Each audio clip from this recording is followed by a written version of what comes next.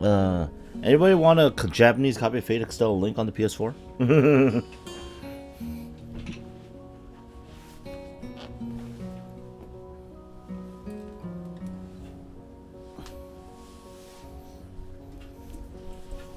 Yeah, we live. Feel so heavy after Bailey's hot chocolate. I mean, I enjoy that. More shots of Fireball? Free game. Yeah, no. Okay. So, just to explain, the reason why I have the Fate Extell link for the PS4 in Japanese is because the Mahjong set that came with the limited edition of the Japanese release. So, the limited edition was on sale for like $70 on Amazon. And I picked it up for that Mahjong set. Came with a soundtrack too. But it has a, I think, Joan of Arc costume DLC that I have a card for, which I also haven't used. And comes with the game itself. But since I'm getting the game in English on the Switch later. Yeah, Uni, if you want it, let me know. I'll send it over to you. You get a physical copy of this game. Phase the SAO Gaming, King, I think you're very wrong about that. Yeah, hello, Luca.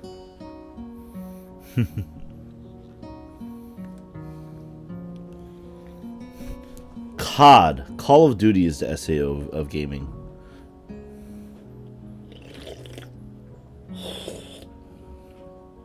I would say more so. It's not the most popular thing on the block, but a ton of people love it.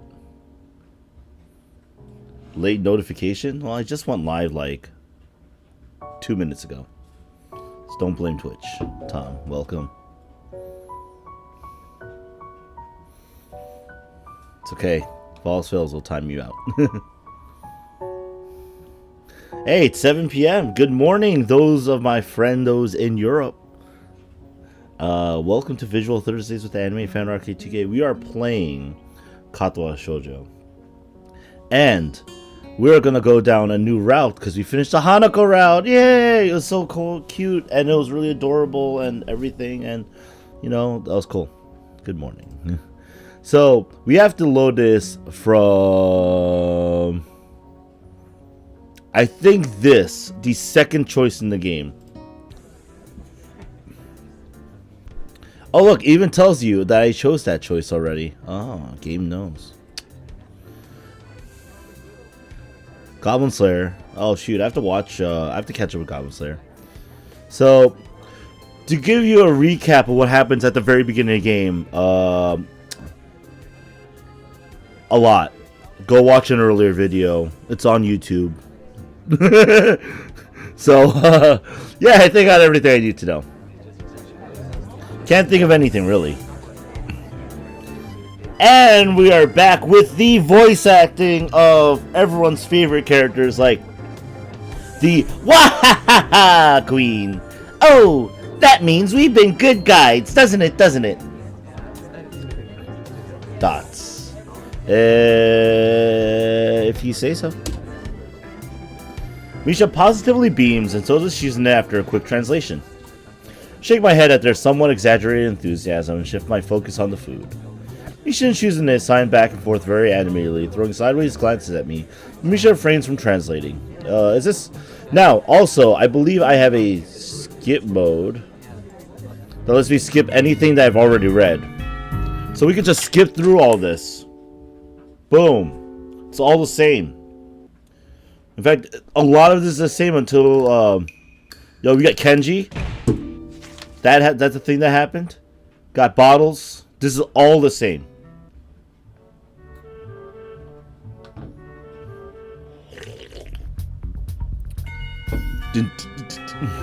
I like how the music changes. I was like, oh my god, everything's too fast. Stop abusing it? No. Even our so we're about to play Risk. And we have to attack aggressively, which is the same as the last one.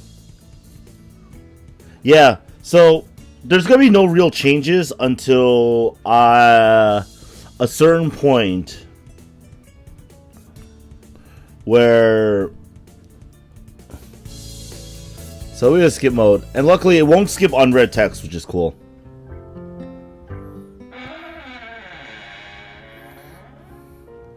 It's pretty nice. We get to meet everybody again, except we did this.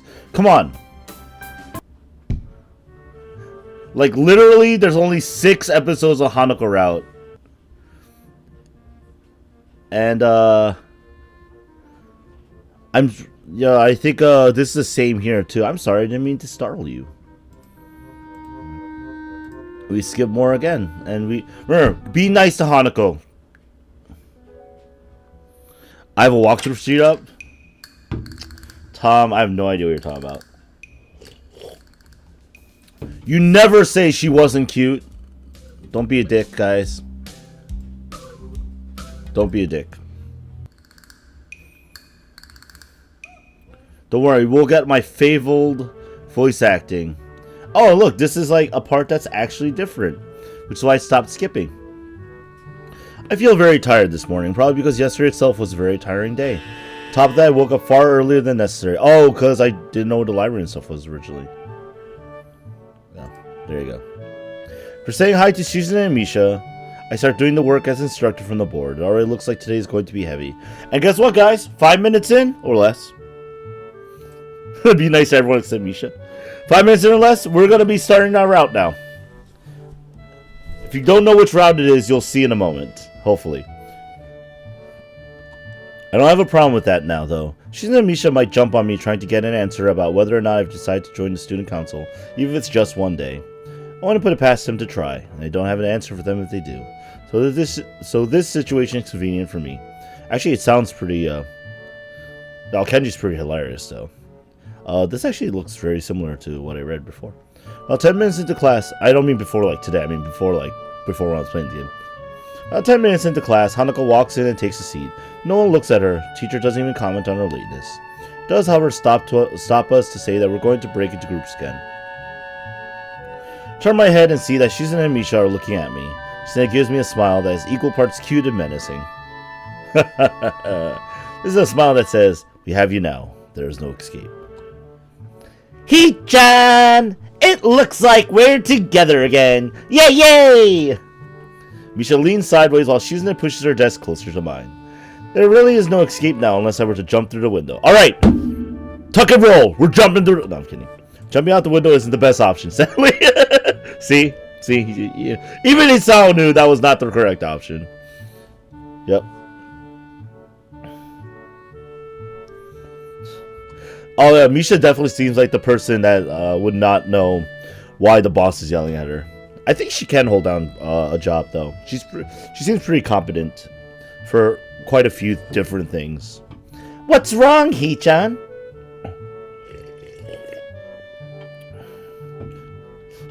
I think Misha's mouth. Depends what floor you're on. Oh yeah, that's true. For that jumping out the window. They were on the 3rd floor.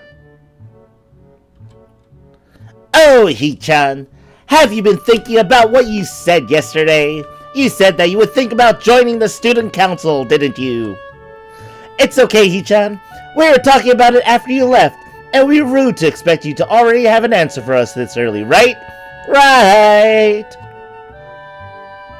Misha's mouth is faster than Sonic. Ha ha ha ha ha! Ha ha ha ha!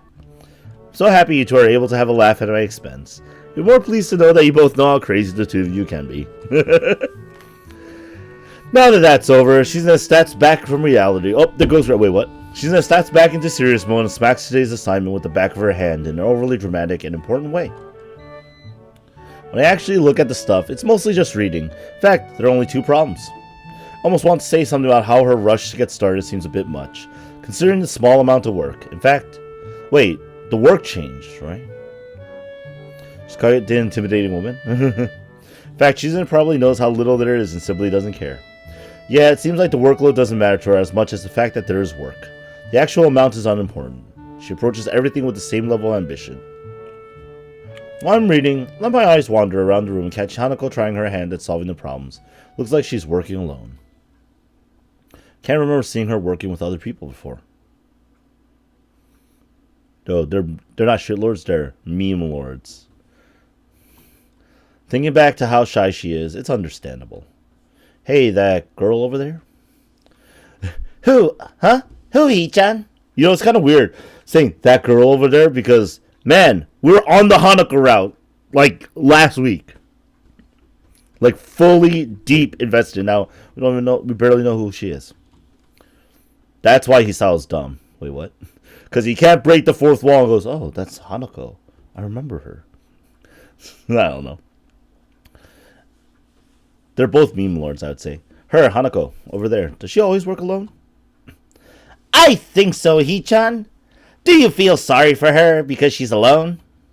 I was just thinking that maybe she could work with us or something. No, I don't think that would be a good idea, Hee-chan. Why not? Shi-chan wouldn't get along with her.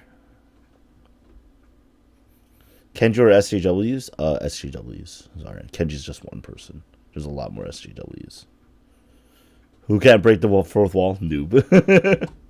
Why? Misha shuffles around the question, letting out a laugh that sounds very strange. It's nervous, but still has that lifting up and down quality present in everything she says. Wow, wow, wow, wow, wow, wow. Just because, Hee-chan. By now, Shizuna has noticed our conversation and makes me realize again how Misha has been signing everything she has been saying this whole time. Shizuna's like, oh. She has a little down carrot. He isn't 30, though. Yeah, Kenji's not 30. That's true. What, Shi-chan? The friend of my enemy is my enemy? That sounds so harsh. I'm not going to say that. You said it anyway. I know, Hee-chan. It's fine if you overhear. One of this is Misha's way of keeping things fair, since without her, I wouldn't be able to understand the things she's saying and vice versa. Is that also why she signs all the time? So there is never a conversation she's going to be left out of? She's just like, calm. Anyway, we should start on the problems now, Hee-chan. Click, cut, and the clock tick-tocks, and we finish with time to spare. I decide to ask if there are any alternatives to the cafeteria. Frankly, the food so far has been subpar. This sends Shizuna and Misha arguing among themselves about their favorite restaurants. All of them are downtown, so I don't think we have time to go all the way there. And what about the bill? Are they arguing just for the fun of it? Maybe. They seem so distracted by it that they don't even notice the start of the actual lunch break. I look over my shoulder towards the back of the classroom. She seems to be studying her notes from the previous class. It's an odd sight. Everyone else in the class is busying themselves with the lunch break. Socializing, gossiping, rearranging desks. The ones with actual box lunches mixed in and chattering like everyone else, only interrupted by short bouts of eating. When I watch Hanako, feels like I'm the only one who can see her, almost as if she was invisible, sort of hiding in plain sight. Kenji could be 30,000? Nah. She being bullied? She isolating herself from the rest of the class on her own accord. I see her look over her shoulder towards the classroom's rear door. Come to think of it, she hasn't turned a page since I've started watching her. Kenji a stereotype of an anime fan? No. There are definitely anime fans who are less productive than Kenji is. No offense to anime fans. You know who you are. I guess she's waiting for someone. What to do? Well, so this is where our paths diverge from the norm. Because normally, in the Hanako route, we talk to Hanako. I'm the stereotype of an anime fan. Productive member of society. Hashtag real. Hashtag totes real. Anyway, so a plushie. That makes sense. So this is the actual first real diverging point. And excuse me. This is our first new save. So with a right click here, save, create new save. Progress save successfully. So this time, we now read a book. I know some of you guys are thinking, hey, didn't you choose that before? I'm like, I have no idea what you're talking about. It's not like I have a previous live stream up on Twitch that will probably be gone by the time this video is uploaded on YouTube, so you can't even check that. All evidence will be erased. Anyway, read a book. You hear the walkthrough coming up? Yo, it's okay. It's okay. I don't know what you're talking about. I'm just clicking around on my browser. I'm not doing anything. I'm innocent. Do what I always do when I don't know what to do. Well, when I don't know what to do, I just sit in a corner and cover myself in blankets. Does not help me sleep, guys. I have insomnia all the time. Like now. Before I started on one of the books I borrowed yesterday and took it with me to school to fill the empty moments between classes. I find the page that I creased a corner of to mark the spot I left yesterday night and pick up from there. Misha and Shizune are still arguing heatedly, probably about restaurants still. If I join them, I just get caught up in that, or worse, get grilled about joining the student council. Misha isn't speaking aloud since there's nobody who needs to hear what they're talking about. Why does she tend to sign things even when Shizune doesn't need to understand what's being said? Or even more strangely, when Shizune is not around at all. What an odd conflict of habits.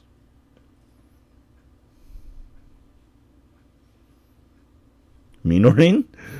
Why was that?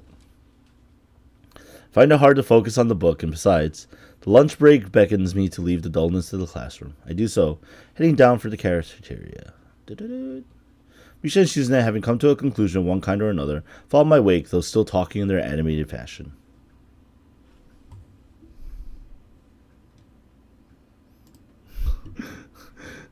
Apparently Twitch did not like that, but we'll allow it. Eunice!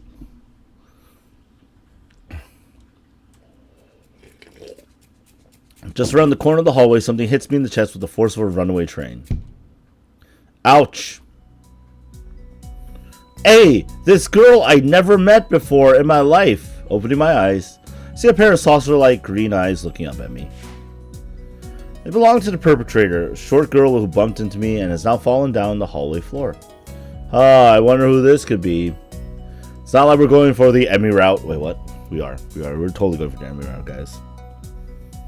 Here's the 30-year-old wizard.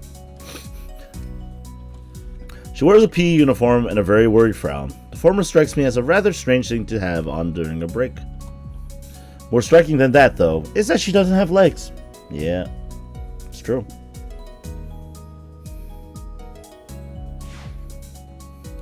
Or she does, but they're not flesh and bone. Her pale and very much flesh and bone thighs end in shins and feet made of some black metallic or plastic-like material. Tom actually goes outside, I think, more than I do on a regular basis. They look disturbingly artificial and unnatural. It almost makes me forget that my chest is hurting. The girl winces a little, rubs her nose, and jumps up. Oh man, hey, are you alright? I'm sorry about that, really. I wasn't looking where I was going, and this came out of nowhere. Sorry. She looks really apologetic in the hurt puppy way of looking apologetic. I quickly forget about being angry or anything since hurt puppies are my weak spot. Oh god! Oh, I have a very specific weakness. Hurt puppies. It's okay, don't worry about it. Ouch. I say that, but there's a stinging pain growing in my chest, and I know that this is about the biggest possible danger for my condition.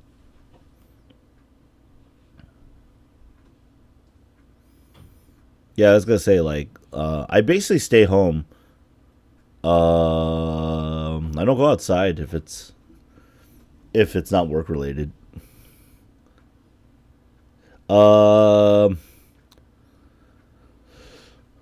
Hisawa has a heart condition. In fact, the reason why he transferred into this school is because when a girl confessed to him, he happened to have a heart attack. Very bad timing. Spent like 6 months in a hospital or something like that. It was pretty terrible. Don't overexert yourself. Don't forget your medication. And most of all, don't get hit in the chest. I try to rub my solar plexus to chase the pain away, holding my breath in an attempt to hear my heartbeat.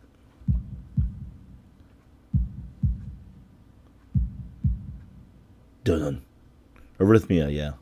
Seems normal. Hey, should I get a nurse? The worried, high-pitched voice of the girl snaps me out of it.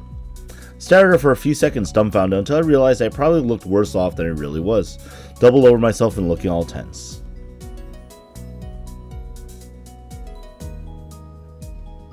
Damn, I'm overly worried about my heart. No need, I'm fine.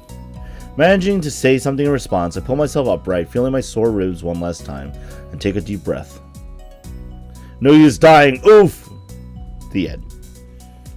The live stream just ends right there. T-Sal's dead.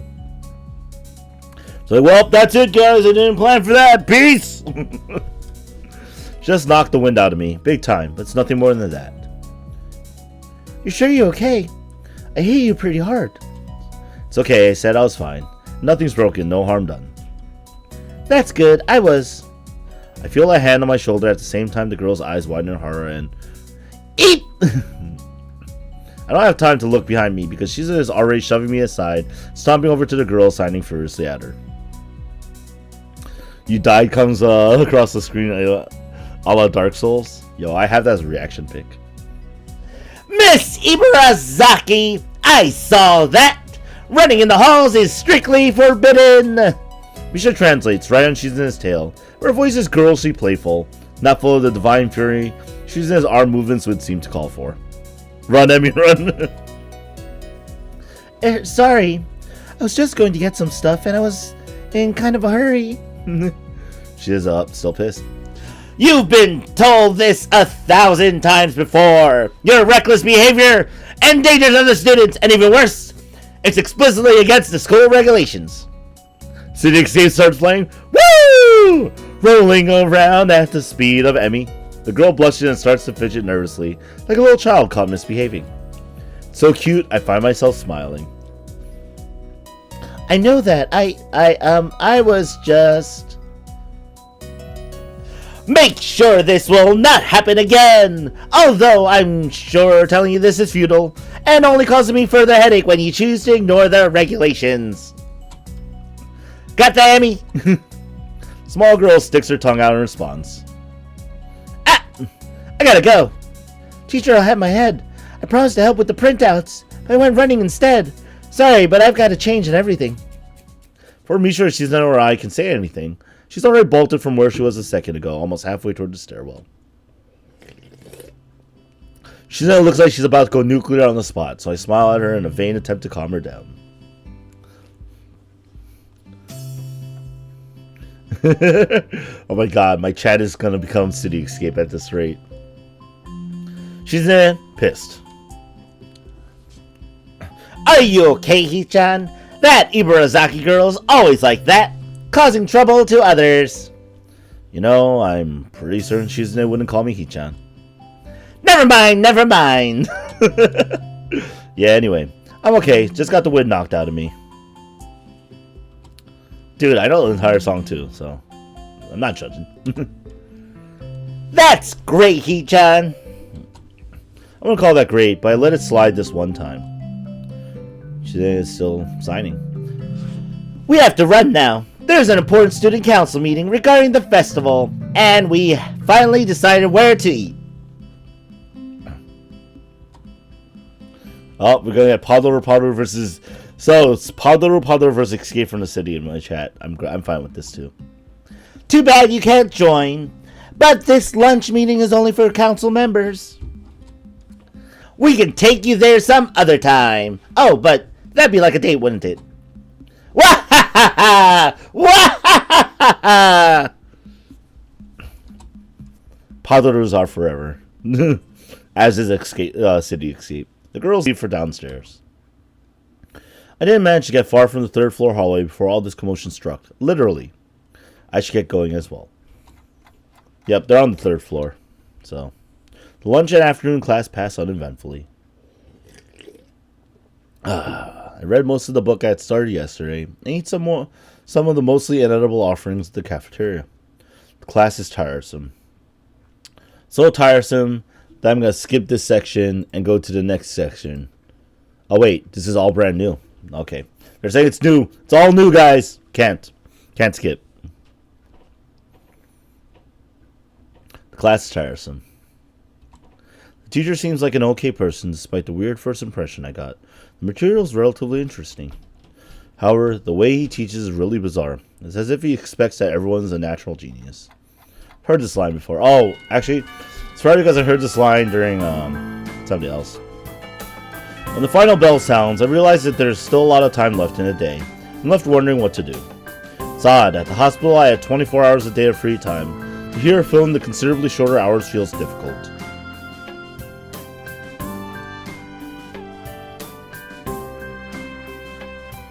Everyone else leaves, and I'm left alone with the teacher. Muto is examining assignment sheets we were working on earlier, marking them with a red ball pen. Raising his eyes from his papers briefly, he notices me and furrows his brow. It's been a while. What is it, Nakai? Oh god. My voice is sounding more like Snake, I think, than it is Arin. This is my story.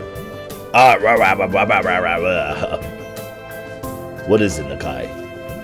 I jump at him addressing me, but I guess it's natural to spark some conversation, since there is nobody else around. Nothing. Think about what I do after school. Teacher slowly puts the cap on the pen he is holding and arranges his papers into a stack, clacking against the desk twice. He seems very methodical, and for a brief moment I'm reminded of Shizune, but the teacher is more unhurried and relaxed, much more routine. You have no plans? No, I consider joining a club, but don't know what kind of club would interest me.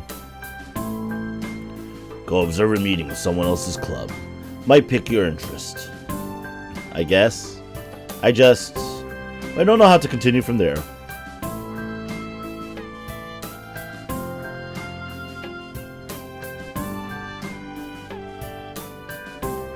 Muto looks at me in a way that makes me quickly want to take the words back to avoid a conversation.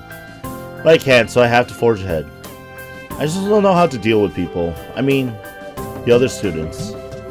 Talk to people and everything, but so it's not that I'd be isolated or anything. I just don't know what to think about the disabilities. It's like, feels like I'm being impolite if I pay attention to them, and it's weird to ignore them.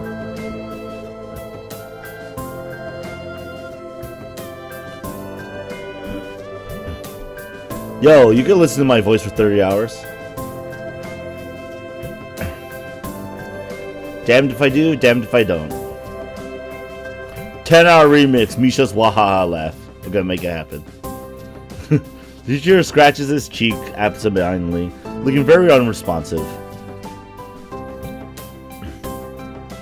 These things are only an issue if you make them one. You can talk normally with someone, even if they're blind or something. Try to look behind the superficial.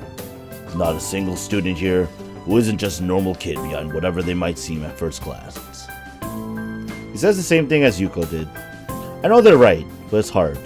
How can you not consider, for example, Shizune's deafness when the only way to communicate with her is to talk through Misha?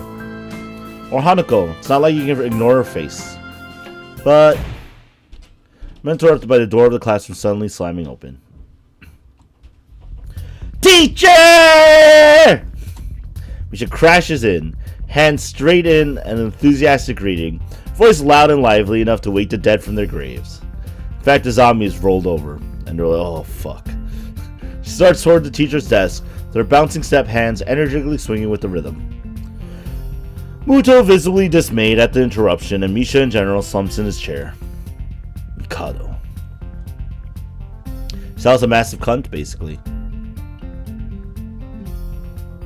Yo, I love the Soccer Spirit playthrough, Tom. Don't say that.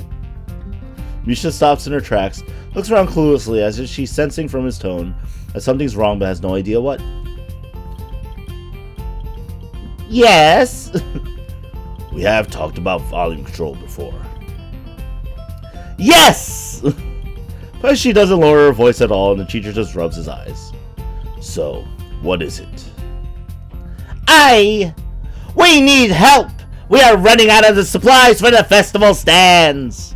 This is a distress! She She waves a pink slip of paper she's holding around. So, go get more supplies from the art room. What's the problem with that? Plywood! Plywood is always the problem. Last time we wanted more, there was only a little. But that time, we just took it all and went with that. I can skip now? Sorry, you're getting more Misha voice. Oh, actually, no, that's true. This is a long section. Oh, my voice. Unfortunately, skipping some of the best dialogue from Rin, who's a pretty cool character.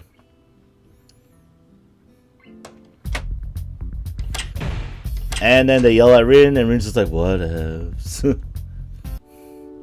Oh, it's a doctor! Doctor! Yes, we're gonna be more serious about the fitness, guys. And go to skip mode again.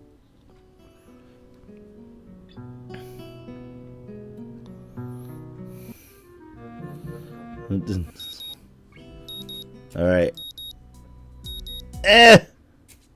Okay. Anyway. We have to read this portion because it is the Emi route. We have to talk to Emi.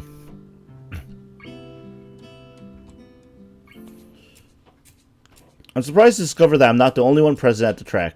So basically, to explain the quick skip, Hisao went, okay, I should exercise because the nurse told me to, so I'm going to go run on the track.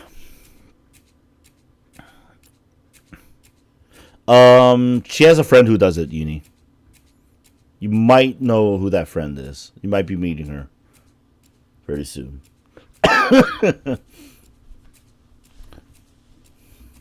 Not just that, but it's a face I've seen before. The prosthetic-legged girl who bowled me over in the hallway yesterday is running on the track lithely, like a half-mechanical gazelle. What was her name again? It was a short one, but I can't remember. Really? We found out her name like 5 minutes ago. I mean, for us, like, you know, for you it was an entire day, but still, she bowled you over, and you heard her name in passing. What? She seems to be running laps at a somewhat easy lope, her prosthetic legs clacking rhythmically on the hard track surface. I wonder what reason she has for running this early in the morning. Maybe it's something akin to mine, and the nurse is oppressing the poor girl to jog, just like he is oppressing me. I certainly wouldn't be here if it weren't for my health, and is prompting me to do so. Even with things being like they are, it's only because I want to get it out of the way early. The fact that I would be less likely to encounter someone who would witness my pitiful attempts to get in shape was merely a happy accident. I mean, knowing Rin, if she really wanted to, she'd probably find a way to do it, so that wouldn't surprise me, actually. I'd leave, but it seems that my former assailant noticed me on her last lap. She waves at me cheerfully and jogs over. Good morning. Your name is Hisao, right? She grins, seemingly pleased that she remembered my name. You may not remember me. Emi, I knocked you over in the hall yesterday. Miss Ibarazaki? She imitates Misha imitating Shizune, failing to get the same kind of subdued lilt into her high-pitched voice. How could I forget such a, blunt introduction? Emi has the decency to look vaguely apologetic for a moment before giggling. Yeah, sorry about that again. Well, so long as you don't make a habit of it, I suppose I'll be fine.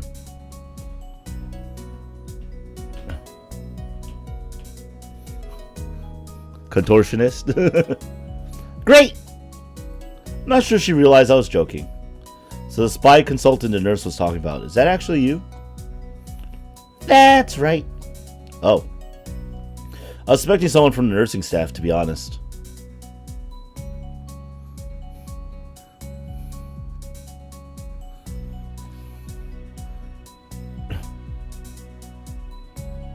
What? Are you saying I don't look like I could be a spy? No, this is more like a relief. I was afraid you would have someone to watch my every move. Unless you are here to do exactly that. No, I'm here for my own reasons. The nurse just asked me if I had seen a messy-haired transfer student who looked like he's kind of lost around the track. So, why are you here? You guys, is everyone secretly trying to become a contortionist in the chat now? Come on. Stop that. And, you know, before you try to do that, at least do a lot of stretching, okay? Stretching and time is what you need. Emi strikes a dramatic pose. Training! For what? Track! Ah, I see. You're on the track team then. Emi nods enthusiastically. Yep, I'm one of the better runners too. And modest about it too. Oh, how nice. Hey, you should join up. It's good exercise, you know? You know! I think that much activity is probably out of the question for me. Tire streamer contortionist. Nah, I'm not even sure that I really like running all that much. Plus, I'm just not into organized sports, you know? It's true, I never ever really got that much into soccer. I mean, I run around with my friends and all. But that was really the only reason I ever played. It wasn't for the glory to be found on the field, that's for sure. Emi seems to understand my meaning. I see. Not that into the whole organization thing. But now that you're here, I guess we're going to run together, huh? What? Sure, I guess. Emi seems pleased. Are you going to warm up? Real men don't warm up. Oh no, you always should warm up. Bad, Hisao. Bad. Scolds me enthusiastically, but then smiles and leads closer. I hate warming up too. She laughs suddenly. Heck, I don't even have to stretch my legs. As if to confirm her statement, she bounced up and down a couple of times, giving a passing impression of standing on a pair of springs. Her leg blades seem to be quite elastic.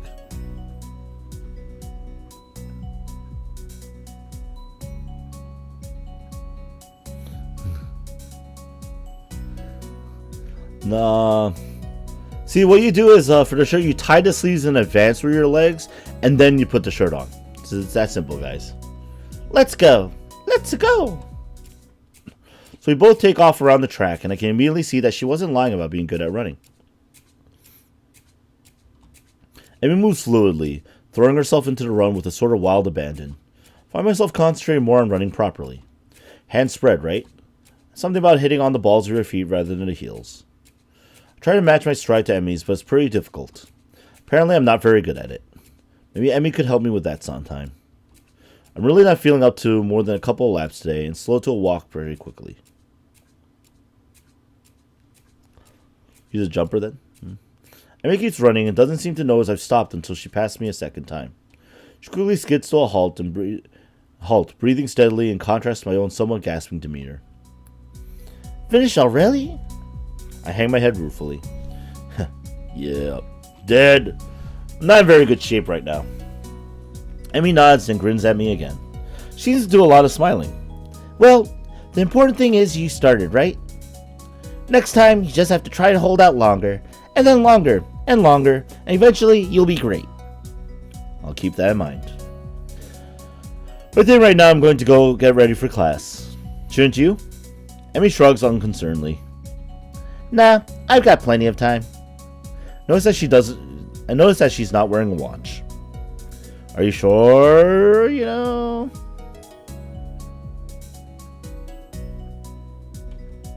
Another careless shrug. Not really, but I've got to finish my routine. See you later, Hisao. Yeah, see ya. I'm not sure whether this morning's experiment was a success or failure. I'll admit that I do feel slightly good about getting out there this morning. Like Emi said, I just need to keep at it in order to get better, right? Practice makes perfect or something like that. It's nice at least to feel like I've taken some semblance of control over my own health. I have to try to keep this up. Oh no, the mods! They're attacking! I head back to the dorms to wash and change into my uniform, trying to resist the urge to take a really long and hot shower. I'm tired from all the running, so I just want to unwind, but I don't want to break my slowly building routine of getting to school before the morning rush. For taking a long shower anyway, I dry myself off, get out of the stall to put on my clothes, is what I'd say, but I totally skipped this section because it's the Hisao and Kenji talking while Kenji's basically naked.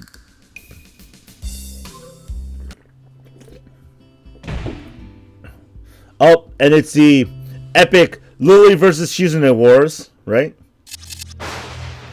Oh my god, that was fast. That was super fast.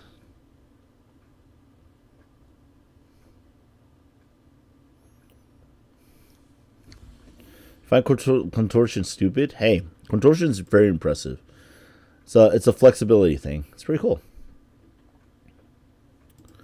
So we're just going to... Alright.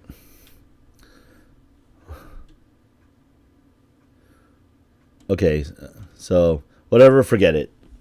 Alright, we backed out of this. Backed out of this fight. Epic Lily Shizune fight skipped. Turn my back at them. Get back to my seat and shut my eyes for the finale of the argument between Lily and Shizune. Eventually, Lily leaves our classroom and Shizune and Misha seat themselves without talking to me. I feel Shizune's eyes burning into my back. She's probably angry at me, but I'm just as angry with her. Don't oppress my freedom of consortion. Oh my god. That's a pretty funny statement, actually. Oh, come on, guys. No one's taking anyone to court over this Twitch chat. I don't get why she had to drag me into the argument. Hanako doesn't come to the morning class at all, leaving her seat looking empty and lonely in the back of the classroom. I have to tell her that Lily was looking for her if I see her later. After the events of this morning, class is pretty boring in comparison. Turn the pages of my textbook lazily. A bit of catching up to do, despite trying to keep up with my studies at the hospital, but I'm not feeling that enthusiastic about it. The clock at the front of the room sounds unbearably loud. The teacher hasn't said anything in over 7 minutes, instead opting to cover the board in rows and rows of equations taken directly from the book. Guys, don't sue me. Just subscribe. That's my only sellout.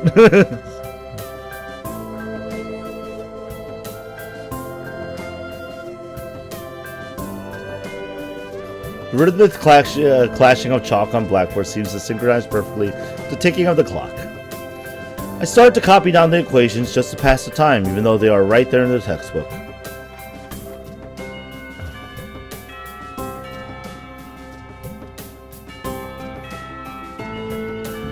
The bell rings. I'm not in a hurry because I have nothing to do, but I stay for a while reviewing what we covered in class today. I prefer to leave last anyway, so I don't have to deal with crowds in the hallway. No, Shizune and Misha have also stayed behind, talking to someone from another class. She's just signing so fast that her hands make noises like swords cutting through the air. Shing! Maybe there is a pent-up anger in there. Misha is trying to desperately to keep up, but it's clear she can barely manage to even understand her. Can you sue Tumblr for banning porn? There's a freedom of expression, you know what? You know, everyone has their rules, okay? That's what they want to do, that's what they want to do.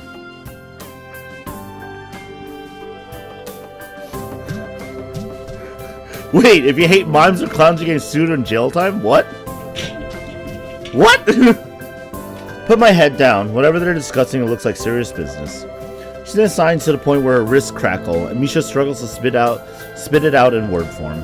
Sometimes she trips over herself, like she's dealing with tongue twisters, and then on top of that, she has to sign back anything the other girl says.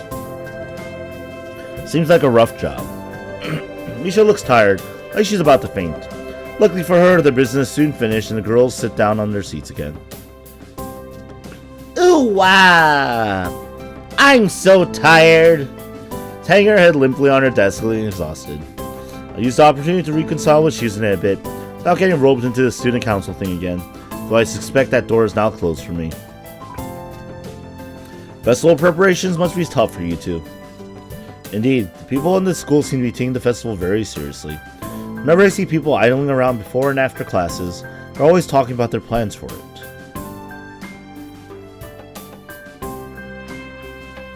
It's kind of neat to see everyone being so enthusiastic about it.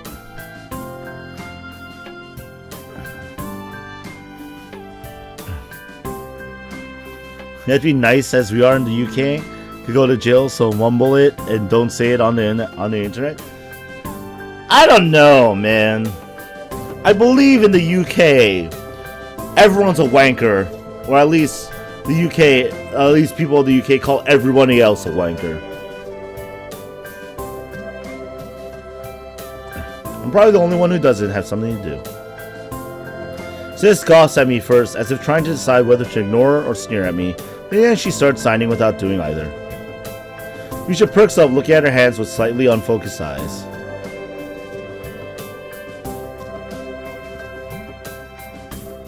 Signs with harsh, heavy, dramatic strokes. Misha translates her signing into speech for me. She does it so well, it's almost like Shizune is actually speaking, transmitting her thoughts directly through Misha. She must have practiced it vigorously. Well, of course. We're in the student council, you know, so we're pretty busy. It's an important duty of ours to ensure the success of this festival with all our strength. We would shame ourselves in front of the past student council generations if the festival were to fail. That's why there must be no flaws, I think that was encumbrances? No? Nothing that might make the festival short of perfect. Shina's passionate speech and Misha's enacting are really oddly fitting of them. Oh! Hello! I look over my shoulder and see Hanako peering timidly into the classroom, most of her body hidden behind the door. Hey, finger gun, Misha! Playing delinquent again? Hanako blushes hard at Misha's straightforward jab, even if it was only in jest. Why are the skirts so short? Uni, it's a uniform. It's what they're wearing, okay? Shiza looks annoyed. She just stares at her probingly, causing Hanako to look down and start backing away, to the point where only her fingers can be seen wrapped nervously around the edge of the door. Maybe showing her dislike of Hanako by association with her dislike of Lily. Appears so, and Hanako probably knows that as well. What is it, Hanako? Has Lily been here?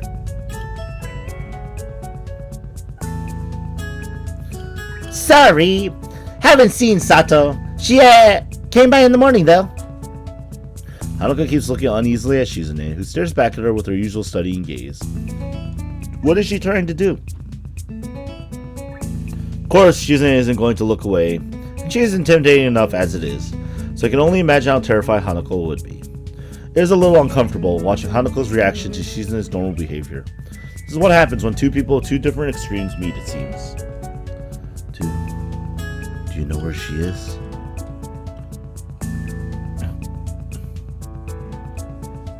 If she has any sense in her head, she is in her classroom working on the festival project. But who knows where that woman is loitering at? Hanako nods quickly and retreats with haste. What were we talking about? Oh yeah. We are really working hard to make the festival happen. And driving other people insane along the way. Well, good luck with that. I stand up to leave, making my exit before either of them manage to berate me anymore for slacking off. The halls are somewhat quiet as expected. Everyone must be in club meetings or at the festival preparations, or both. No. Shizune's words about being a slacker echo in my mind. I feel a bit guilty about not contributing, but I seem to lack the resolve to do something concrete about the matter. For the festival, it's too late already, unless it counts helping Shizune and Misha, which I naturally don't, and clubs. I don't know.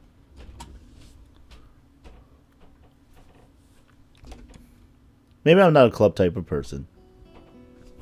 Halfway through the walk from the school building to the dorms, I spot a finger in front of the dorms.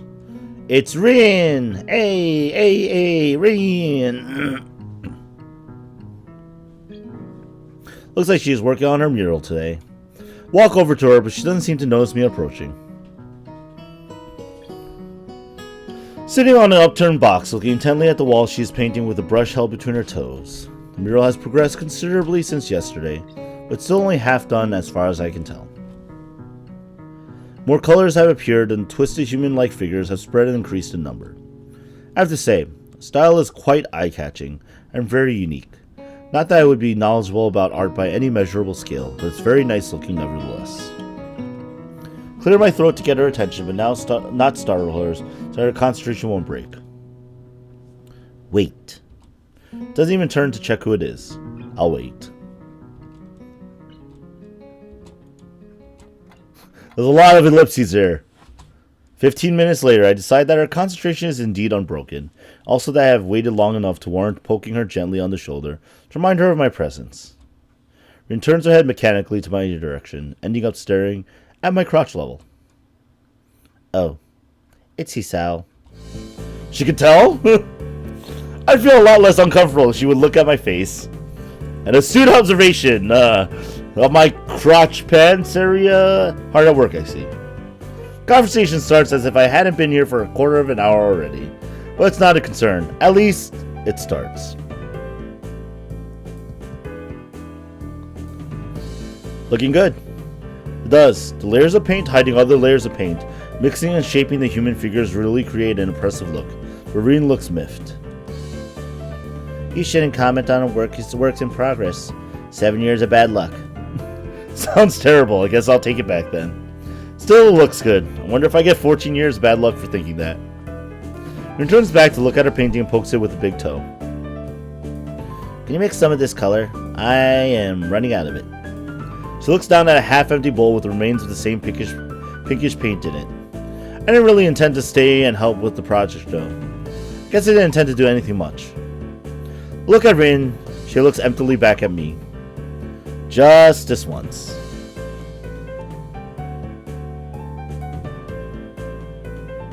Rin picks up another brush and drenches it in another tone of pale red. There are dozens of similar bowls all around her working area. From the looks of this scene, she could have been sitting there for hours. I wonder if she has. That would mean she'd have been skipping school though, which I, of course, wouldn't put beyond someone like Rin. Pour a little bit of white and red into the bowl, trying to match the color with the one already on the wall. Can't seem to get it right. It's really inconvenient of her to not mix enough in the first place. Getting it to be exactly the same tone will be impossible, but at least I can try to get as close as I can.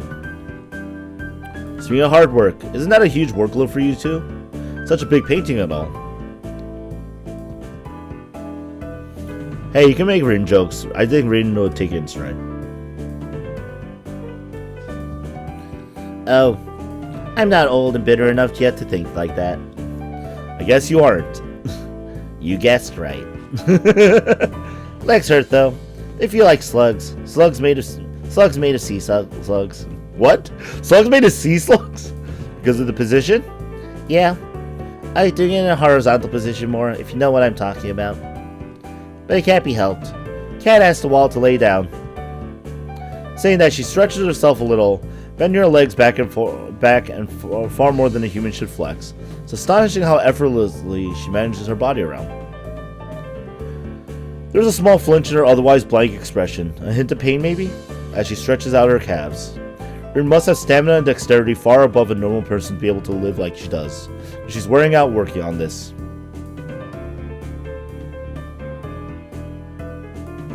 We need this fake looking background? Yo, hands down.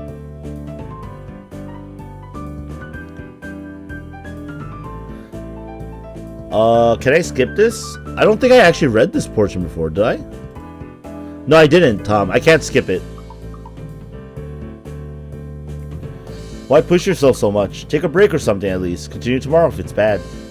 Because normally, this will be the spot where you would have told Hanako that Lily came by to see her.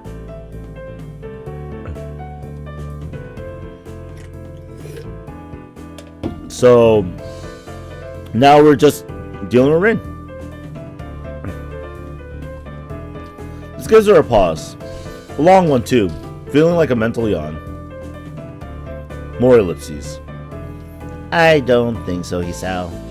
I'm not pushing myself. Sure looks like you are. No, it's not about pushing or pulling or anything related to that kind of thing. There is this boy. A boy? Yes. Where? At the art club. And... he is blind. Oh. How can you paint if you're blind? No idea. So why is he there? That's the point. He is there. She really should speak more than one word at a time to make this feel more like a discussion, and less like an interrogation.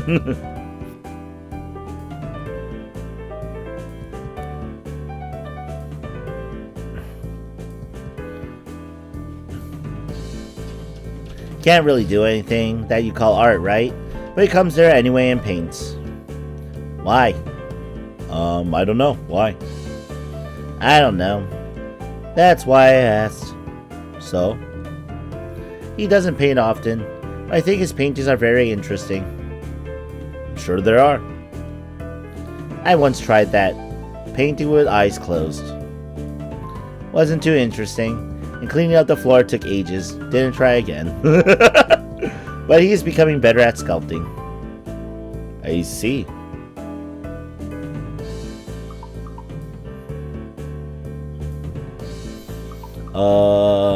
Yeah, Tom, that's a little far. That's just killing orphans. Maybe she was trying to make a point with this. Maybe she forgot she had one. Seems like the art club is full of interesting people. Not really. Pretty blunt statement. She totally missed the sarcasm. No? Just like I said, they're not very interesting. I usually don't have much interest in people who are not interesting. Maybe you have. Maybe. But that boy is interesting. Maybe I am like that boy. Or maybe you are. Maybe everyone is. Doing things you can't do just because you can. That's pretty deep, I think. And tell that to her. You're a deep one, Miss Ring. Nah, I'm a really shallow and thoughtless person. People say that to me all the time. Do you know? I can only think of 4 things at the same time. No, but now I do. Right now, I'm thinking of the second floor's girls' toilet, ice cream flavored ice cream, the middle toe, and a haircut. Yo, ice cream flavored ice cream. It's pretty good ice cream. It's ice cream flavored. Today you learned you can't time out a fellow mod. Actually, I wonder if I can. Alright guys, we're gonna try this. Time out. Tom kills 41. 1 second. Yo, I totally can. I can time out mods. Oh yeah, that's right, because I'm the broadcaster. Unlimited power. That is my true ability.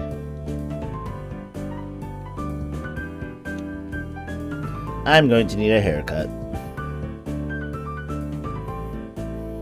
Oh shoot, that unmodded?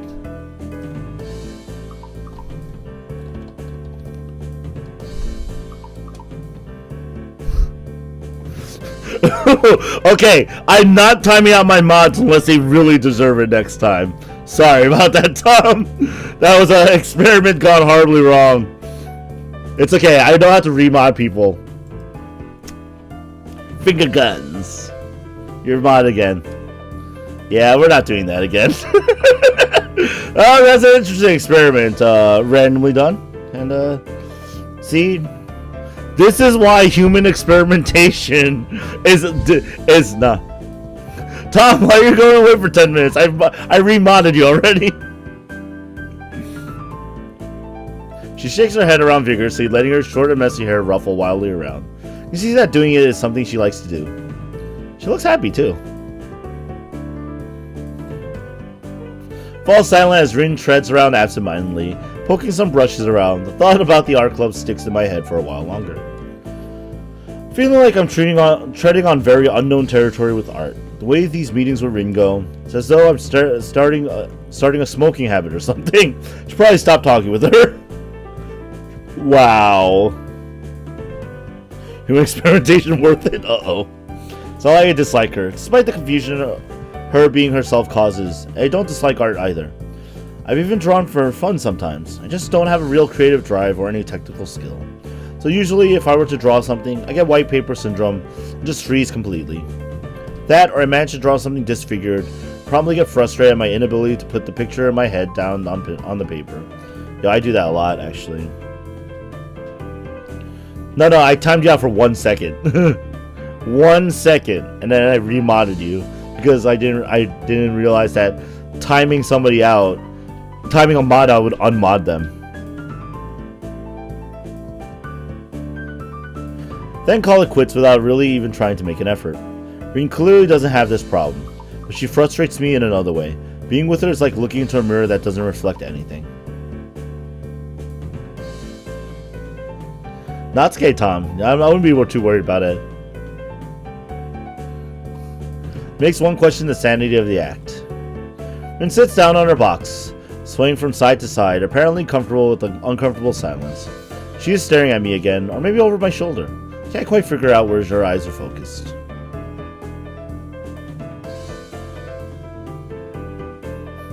No, said mods can't time each other out, so I was like, oh, can I time my mods out? And the answer is yes, I can. I'm thinking of leaving so she can carry on working undistracted and that I can do whatever I'm going to do alone. It's not like I have anything that must be done today. Oh, shoot! Who? No way, I just forgot to tell Hanako that Lily was looking for her. Do you know her from my class? Oh, her. The mystery toilet girl.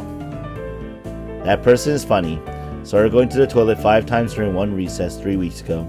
I'm sure it's the world record. It was very mysterious. That's why you call her Mystery Toilet Girl? What other reason could there possibly be? Well, if there is, it's an external mystery. I didn't follow her in there. Nah, you could be a cunt. You could talk about killing orphans. I timed you out, Tom, to sate my curiosity. I'm not gonna lie. I shouldn't say that online. You know, this is gonna get uploaded and be like, oh my god, he's okay with killing. No, guys, I'm not okay with killing orphans. Just okay with people talking about it, okay? In the context of gameplay and satire. That's all. Okay? It's what humor is. It's what comedy is, alright? We're not here to kill orphans, hopefully. We're here to actually kill orphans. Please get some help, okay?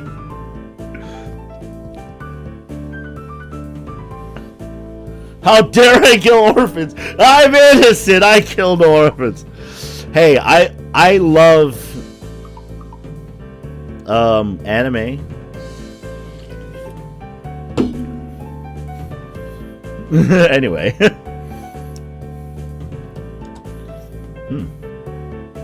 Maybe it was the week before that. Could have been. Looking at her makes me hungry. What? What? Wait, what? Don't say that. At least not around her. Rin turns to look at me blankly as if she's not sure why I reproved her. But she doesn't acknowledge understanding any more than before, so I give up at this point. Wait! Sees Hanako? I'm hungry. What? Autocorrect is pretty shit, yeah. So, do you want to go eat dinner then? No, not yet. Renette's turned her hungry gaze back to the wall, looking slightly more energetic, or at least slightly less lethargic than she did before. This girl's a lesbian calling it? I don't know. It's as if the wall is an opponent she has to vanquish, something she must overcome before she can indulge in dinner. This is the feeling I get. A weird sense of empathy overcomes me, makes me smile a little to myself. For all her oddity, Rin is pretty cool after all. I'll be going anyway. Have fun. Rin has already grasped a brush and is dipping it into fresh paint. So of course she can't hear me anymore, or doesn't answer anything even if she does. Adhering to the nurse's nagging voice in the back of my head, I set my alarm to wake me up early enough to go jogging again. Jogging again. She can't go elbow deep, that is very true.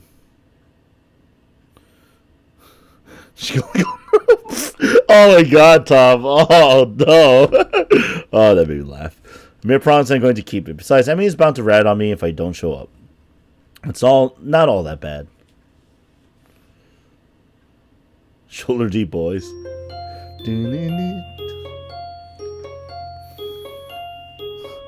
Katawa Shoujo. Yeah, Katawa Shoujo's. My morning alarm goes off, and I flail about uselessly for a while until I remember that I decide to give morning runs another shot. I don't know if this was my greatest idea, but I'm determined to keep going. Determination! It's the way! It's about my health, after all. Sure, things haven't been great lately for me, but that hasn't made existence so intolerable that I'm not going to try everything I can to stay healthy. Besides, it's all about asserting some kind of control over this thing, right? If I can manage that, well, I can manage anything. If I believe it, then I can do it. If I just wake up early and run around, I might feel better. I don't know. At least that's what I keep telling myself. The joke is dead. Ding dong dead. Once again, it would appear that I'm not alone in my run. Emi has apparently been here for some time. Looks like she's already worked up a good sweat. Just when the hell does she come down here anyway? That's the wrong your. Oh, it's you. I'm surprised to see you again. Why's that? Well, not many people actually manage to come back for a second try. She frowns, seemingly annoyed by a passing thought. Like the rest of the track team, for instance. Still, it's only supposed to be on a volunteer basis, so it's not that big of a shock.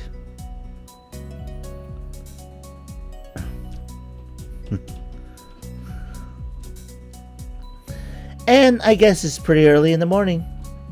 A shrug, and suddenly it appears that she's forgotten what she was talking about. The frown disappears entirely, and she seems to snap back to her previous train of thought. So, come on then. What? You're here to run again, right? Well, yeah. So come on. Find myself suddenly grabbed and yanked onto the track. Things seem to be set on mirroring yesterday's run. Yo, if you can run with Emi every morning, I run with that girl every morning. She's motivated. She's a better runner than me. That's a motivation there. I run like 4 days a week, even 4. Not more than 4 though, because I can only guarantee Monday, Tuesday, Wednesday, Thursdays, and I take off Friday, Saturday, and Sunday.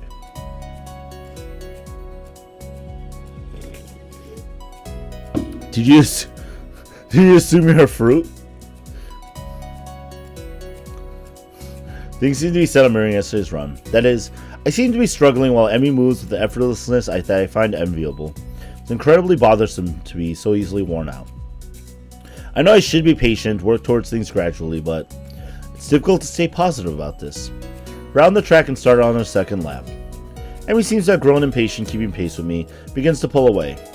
This is where I gave out yesterday. Will I be able to do more? Oh, we're gonna drop a save! A new save! Yeah. Yeah.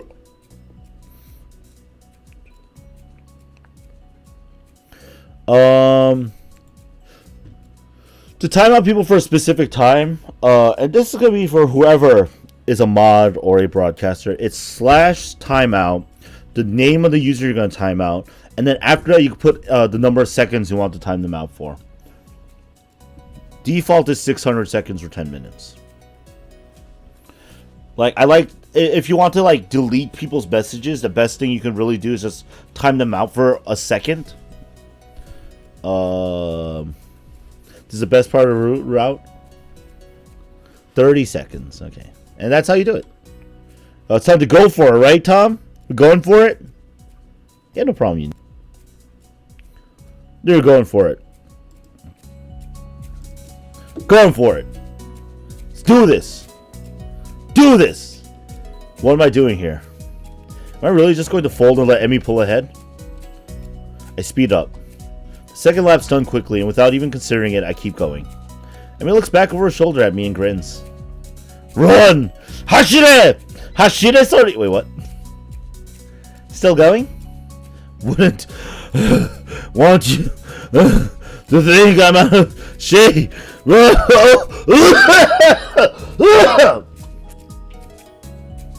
Emi laughs without breaking her stride, no less, and speeds up even more.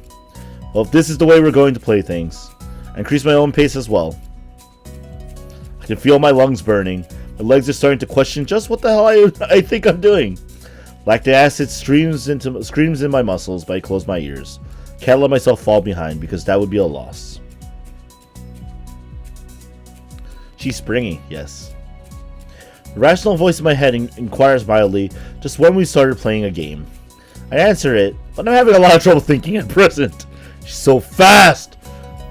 She's rolling around at the speed of sound. Got places to go, gotta follow my... Anyway. How the hell does she keep... It's like a string pulling at my chest, choking feeling of narrowness and pain. Before I can think of anything else oh shit, the track disappears from under my feet. I stumble, one hand shooting down to clutch at my chest, the other hitting the track to keep me from falling on my face. And we whirls around, her eyes widen. Hisao! She yells at me, sprinting from the other side of the track.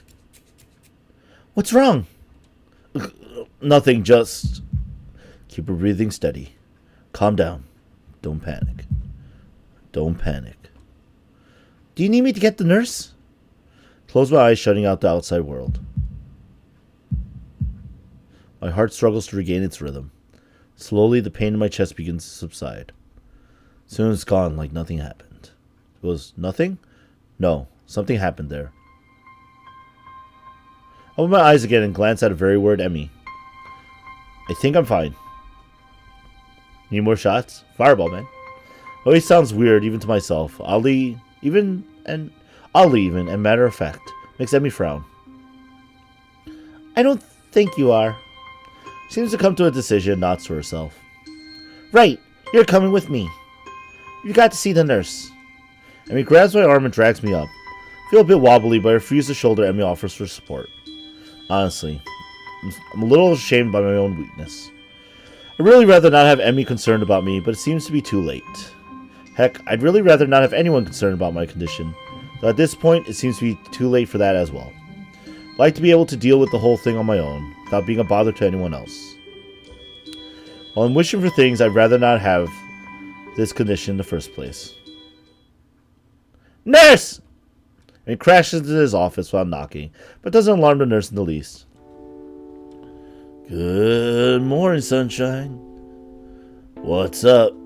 Oh, man. Oh, God.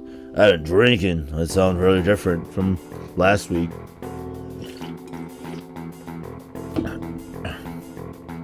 Oh, that's a reference to Valhalla! Cyberpunk bartender action. Great game.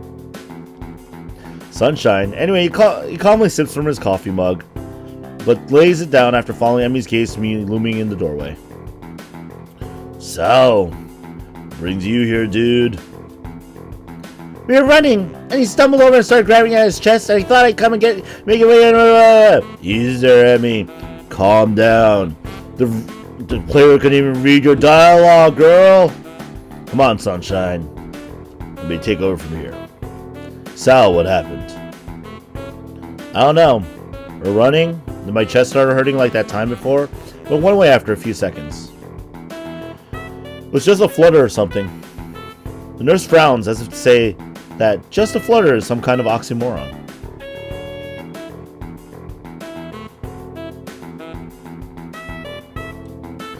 I didn't mean quite this when it's just to get some exercise. Gotta be more careful, Sal. I was being careful, I just... Kind of think of it. I just got into a race with a member of the track team. Doesn't seem as well reasoned as I thought it would. I know I have a heart condition, but you know what? I'm gonna race this one of the fastest members of the track team. Seems like a good idea to me. Just what? That is... I was racing Emi. Emi, is that true? Emi fidgets looking adorably contrite. Well... Finally, she can't seem to bring herself to say it out loud and merely nods. Nurse sighs and rubs at his forehead with one hand tiredly. Emi, gotta be more sensitive to the limits of others. I don't know if he told you, Sal has a bad heart. Getting him to race you was incredibly irresponsible. Actually, I started it. Nurse is stunned by my statement. You what? You what? You what? The nurse has suddenly become very loud, and his voice changed completely. We're just running, and Emi started to pull away, so I, sped up to catch her. He sounds like, hey, I sound like an idiot today. I have a heart condition. Let me race somebody. Oh my God, this is beautiful. So beautiful. Nurse stares at the ceiling, mutters a prayer for patience and some god or another, looks back down at the both of us. Yo, shoutouts. He sound good job. So oh my god. This is beautiful. Oh man. Oh, I'm losing my voice. I'm laughing so hard.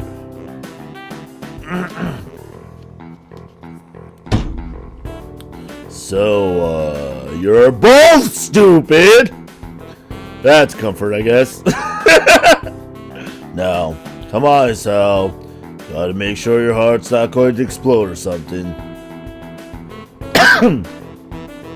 I dutifully obey and follow him to the adjacent room, where I ascertain that I am, in fact, not going to keel over and die. So how does it feel? I don't know, nothing much. Tired, but it might be just from the exercise. So stay here for a few hours and rest. See how you feel after that. I'm not going to object, so I lie down on the infirmary bed. A thoroughly miserable Emi comes in after getting an earful from the nurse in the other room. Can hear what he said through the closed door. I'm sure it wasn't pleasantries. Look, I'm really, really sorry. I should have been more careful. Hey, you didn't know. It's not your fault. She looks awfully down and sorry, and my reassurances don't do anything much to cheer her up. I want to make it up to you. Again with that decisive nod.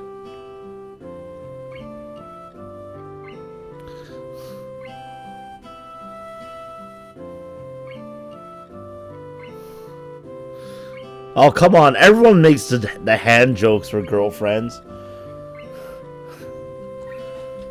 So, you have to come to lunch with me. I'll bring it for you, okay? Something really, really good. I start with a, you don't have to, but then shut up and just nod at her when I see her face. Good! We meet on the roof. We? Yep. The weather's nice now, so the roof's a great spot for lunch, you know? I see.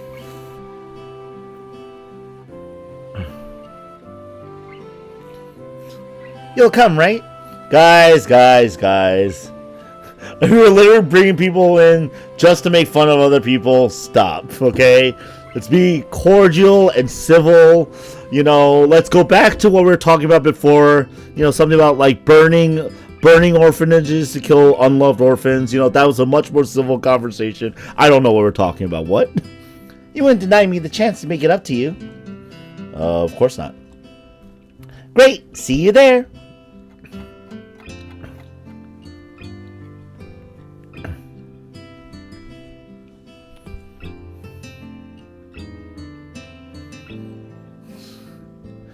Spell mocking wrong there, Tom. Stay afloat somewhere between asleep and awake, feeling completely drained. I am not saying to murder orphans, okay? I am just simply reiterating the fact that this live stream we may have been talking about murdering orphans. He isn't free? I don't know, you know. Yo, King got, yeah, King, you're right on that one. Guys, please, let's get back to the game. No orphans dying.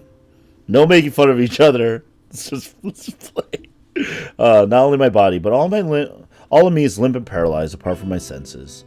Swallow with difficulty and then try to lie as still as I can, which in this state is not a very hard thing to do. No. Tom, don't you know the song, how it goes? Like, please, don't let them hurt the children, or whatever it is. Anyway, the nurse is shuffling around on the other side of the curtains he drew to give me privacy, and see his shadow shifting about in the sunlight.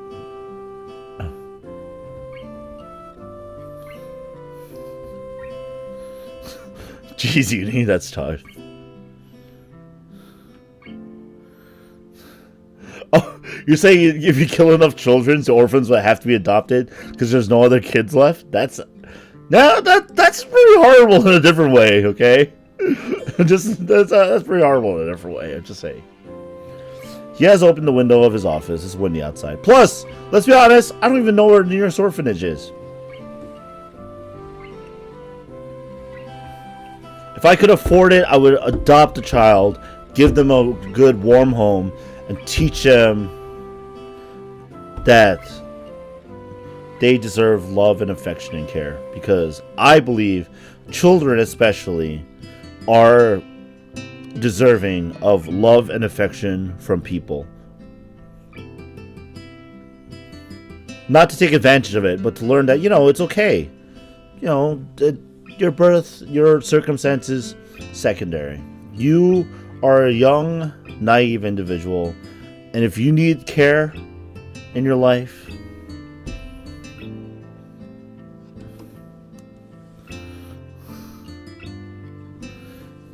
Tom, we're not killing anybody, okay? No killing, alright? Yes, she deserves love and kindness. God damn it. She is somebody's wifey. Let that person love their sagiri. Alright, the clean white curtain flutters in the breeze in a heavy, lazy motion like waves. Light sifts through them slowly, half absorbing into the fabric. I take a nap. Close my eyes. The breeze on my face feels like the soft fabric of the curtains. Listen to the sound of my heartbeat for a moment, trying to shut out the sound of the nurse tapping away on his computer. My own heavy breathing. It's steady. Damn it. Not even a week and I end up like this again. I really screwed up this time. Should have known better than to play the half-baked sports star in front of a real one. Why did I try to act brave? Like that heart flutter was no big deal. Even when it was obvious that it was. It's just a reflex to push it away, to keep it inside. I didn't want it to happen. I didn't want Emi to see it. Baka, baka, baka! Wait, what? I have to be more careful, or I'll end up in the hospital getting worse. Expelled! I had to say it because, I don't know why, but I recently saw the Hermione meme where you could be dead, or even worse, expelled recently. And so, when I see or even worse, that's what goes right through my head right now. So, anyway. That's my final thought before I give in to the tiredness. Oh no! I fell asleep for how long? What time is it? Feeling a little lightheaded, I keep blinking compulsively. Pushing the curtain aside, I squint my eyes against the unfiltered light pouring in from the window. The texture of the canvas feels nothing like the wind did before. The nurse looks up from his work, sitting exactly where he was before. How you feeling? Can't really tell, so I don't answer anything. Feeling kind of groggy from falling asleep at such a weird time. Hopefully I don't look too weird. What time is it? Me croaking the question to gain some orientation. The nurse looking at his wristwatch before answering. Things seem to happen in slow motion. 10:15, bruh. I try to think for a moment what that means, but I'm not really sure. You didn't answer my question, Sal. Oh, fine. Climb down from that bed, then. Let's see how you're doing. Don't try to do exactly that, only to sway dizzily when I move too fast. Nurse moves to support me by an arm and sighs. Stand up too quickly. That's what I was gonna say. Just sit there. Check your pressure to make sure. My good intentions sure lasted for a long time. I shut up, embarrassed with myself, while the nurse gets busy with an old-fashioned contraption at my arm. For a couple of minutes, he puts it away, looking neither pleased nor unhappy. You're alright. Head stops spinning. Yeah. Good. How are the contents doing? Didn't show very good judgment out there, Sal. Not gonna lie, bruh. Pretty dumb. Swallow the retort I was going to make. That's what I was thinking myself, but hearing it stated by somebody else makes me want to protest.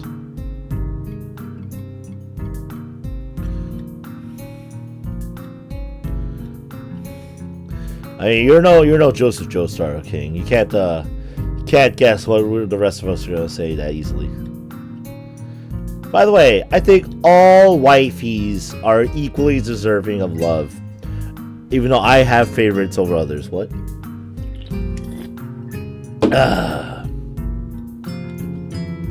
What he's saying is not pleasant to hear. It doesn't make him any less right.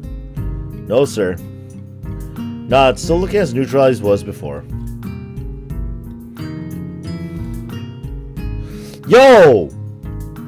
Yo! Why can't I be Kenji? I want to be the conspiracy theorist. True, we allow those. I want to be the conspiracy theorist. Why can't I be the crazy one? Actually, if I was anybody in the school... Wait, I'd be Misha? Can I go back to being Akira again? I like that. I'll bring wine.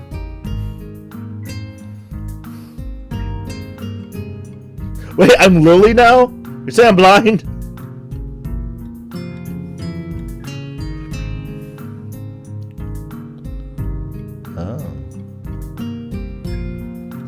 It would be easy to be angry at him if he said told you so or something, but he doesn't. Can try to help you to keep your health. But ultimately, the last call lies with you. Hopefully this little episode will be something that'll remind you of that. Here's a note for your teacher to avoid interrogation. Take the slip of paper he's offering and then make my leave, as I can't think of anything else to say, nor even really want to. Nurses scare me. Alright, I got my alcohol problems back? Yes! Yes. Yeah, I'll take the role of Akira, like, gladly. Drive around, wear a suit, look good, be a female.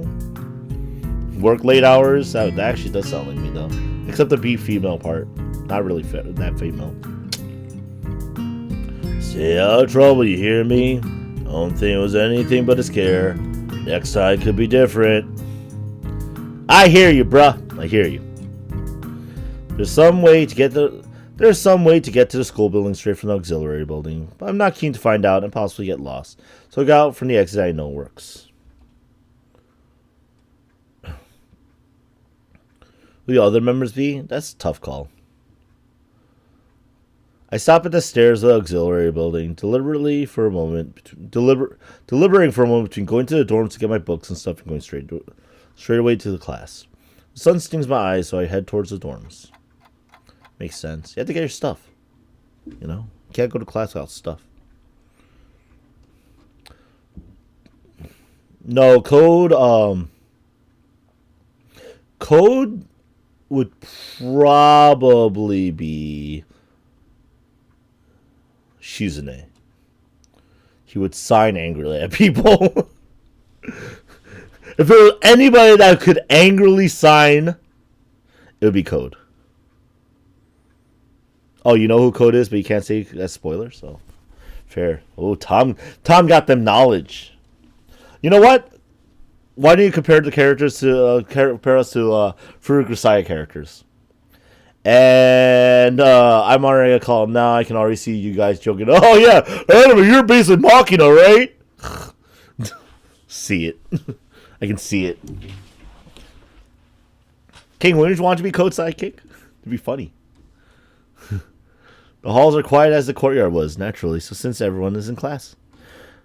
I read that sentence wrong. I knock lightly at the door of 3-3 and push open the door when Muto calls from the other side. Sorry I'm late. 15 pairs of eyes turned to me. Good morning, Nakai. Muto seems to be somewhat confounded by my coming in late, as if I interrupted his flow or something. Judging from the rambling lectures his classes tend to be, that might be the case. Pass him the note the nurse gave me. Muto takes it with a nod and reads it quickly. Lifts his eyebrows and gives you a kind of stern look, but doesn't say anything, just nods solemnly again. I shrug and he gestures at me to run along, so I naturally do. And then Isao just runs to his desk, has a heart attack, and it's like, oh no! Who would kill you with a spoon? Code? Yeah, that's probably true, actually. The class goes on lazily. I think I'm starting to get into the rhythm of the school. I've even stopped worrying about taking notes and being overtly attentive. The first days, I was pretty high-strung in class. Muto finishes his lecture about electricity early, continues with a pause about the festival. So, as you know, the festival is on the day after tomorrow. Hope everyone's projects are going to be successful this year. Have a good time, but also come Sunday. Please keep the meaning of the festival in your minds. Games and fried food! Everyone bursts out in laughter, and so do I. Yes, thank you, Mikado. Koda is the card's resident berserker. I think we also said that he make a good saber, right? But what I meant was that the remainder of his sentence is buried beneath the ring of the lunch bells. Everyone starts packing their things. Muto deliberates for a moment, but since almost nobody seems to pay attention anymore, gives up and sits down. It's crowded in the hallway, or as crowded as hallways in the school probably get. Most of the students seem to be heading down for the cafeteria. Normally I join the floor and grab a lunch myself, but today is different. Today I've been invited to lunch on the roof. Not a location, but that's where I was told to go. Fortunately, I managed to find shelter from the storm in the lee of the classroom door. Yeah, and then everyone just fades out of existence.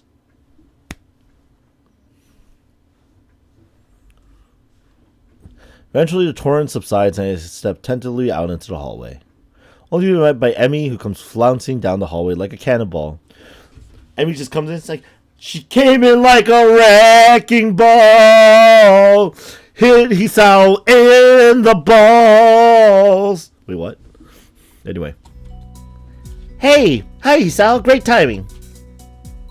I have super extra lunch today. I have super extra lunch today? As promised. That is not proper English. I have super extra lunch today, as promised. Let's go upstairs. The stairway to the roof is a little dilapidated, but it's clearly been used recently. The top of the stairs is a door, complete with missing padlock. I wonder who the intrepid individual was that removed the lock. Emi shoves the door open and steps beaming into the sunlight. Suddenly, a tall, dark stranger appears out of nowhere, standing imposingly in front of us. He flinches back, almost falling back down the stairs.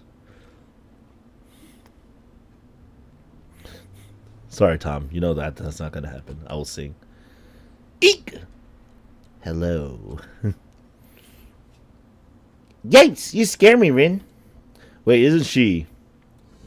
Rin Tezuka!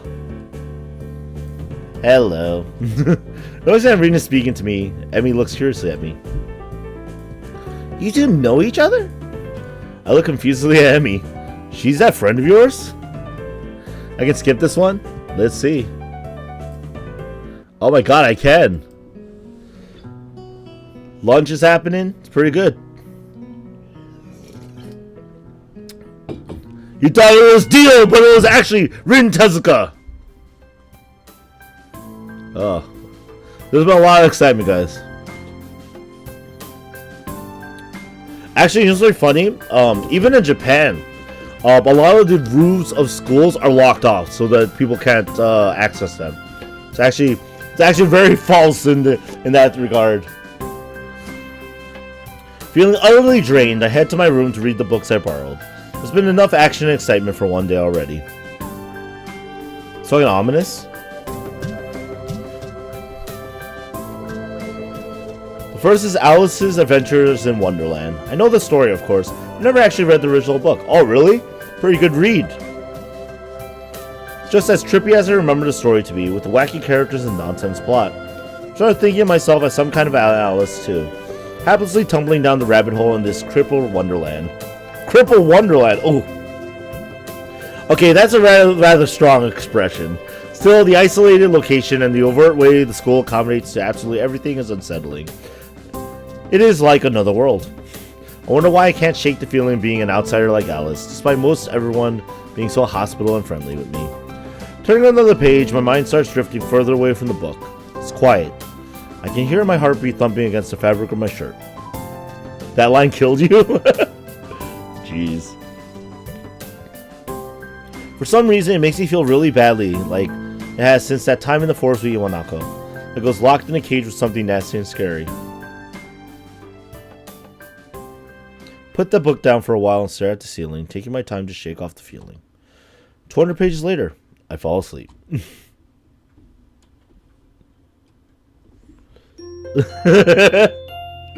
Tom, you are right. Hisao. Jerk.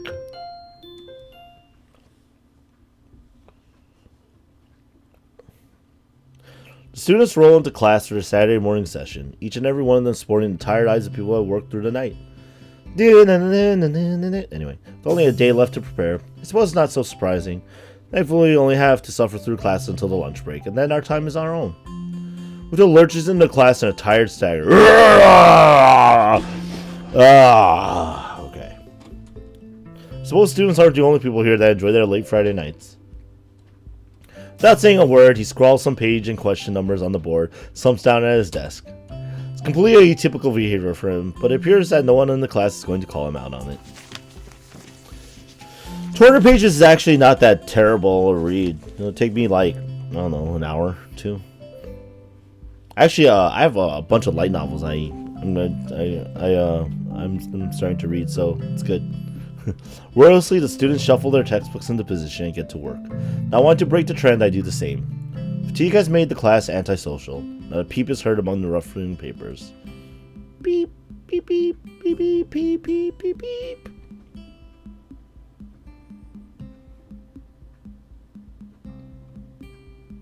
Stop flexing that weird shit.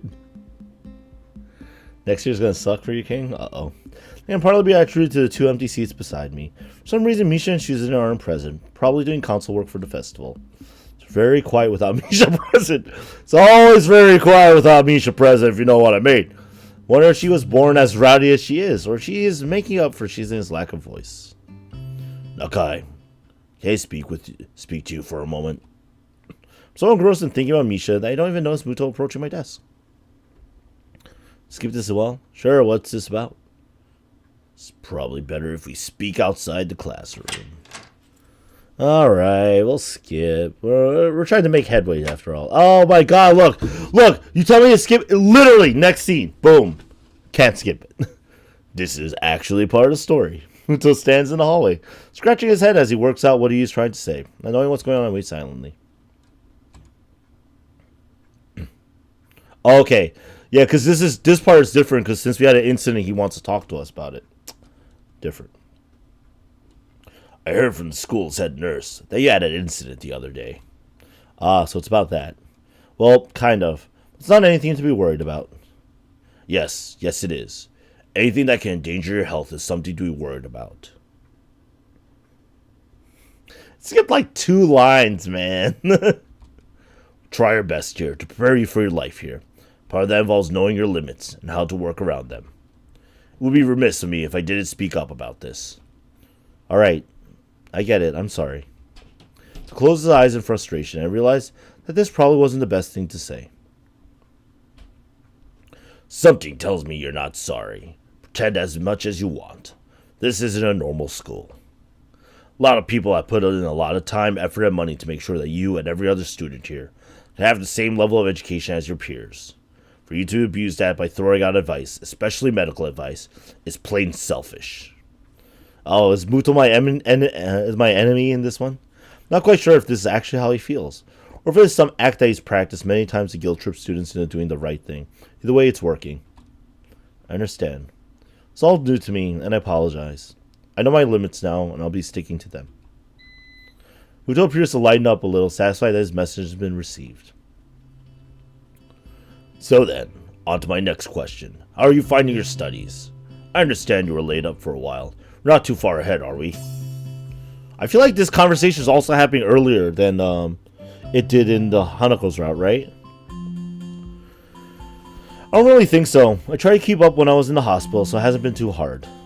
Muto taps his chin and raises an eyebrow as he absorbs this information. Is that so? I suppose there are still students out there who realize the importance of learning. Also skip? Yeah, I'm pretty sure we went through this. Yep.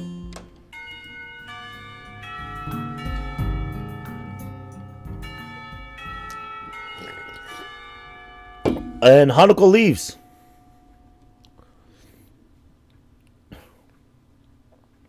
After about 10 minutes of restlessly shuffling in her seat and trying to read, Hanako closes her book and leaves too. Okay. What happened before that? Okay. Okay, so he commented that he saw Hanako reading in the library. As should I, since the assignment is all but finished and there's nothing else to do in the classroom. I don't have anything to do anywhere else either. School's a beehive activity, but nobody pays me any heed. Saunter past classrooms full of students frankly doing this and that, buzzing around like little worker bees. You wouldn't guess the school day is over. It's a bit quieter outside, but not by much. We'll zip by left and right, hurrying as quickly as they can, busy and energetic. I feel the opposite. The midday sun seems to be draining all the spirit out of my body, making it feel limp all over. Warm, soft air flows inside my shirt, feeling like a cushion. I yawn lazily, think about what I do. Drop all my books at the dorm first, and then something I haven't decided yet. Maybe Kenji is in his room. Maybe I'll hang out with Kenji. I'm so bored. You know what? Why not? On the way to the dorms, I spot Emi coming my way, running despite not having those weird running prosthetics on. I wave at her and she skids to a stop. Yo, Hisao! Spatters of white and green paint adorn her nose and chin respectively, but her smile is wide as it seems it always is. Misha's stupidity? I think Misha's smarter than she lets on, but she's definitely missing a few like obvious prompts for socializing with people on a normal basis. She leans closer to me, amplifying the feeling she is examining me. What you doing? Nothing really. I don't have anything to do for a festival, and everyone else seems to be doing something important. That's perfect! Then you can help me in. Well, with the festival preparations?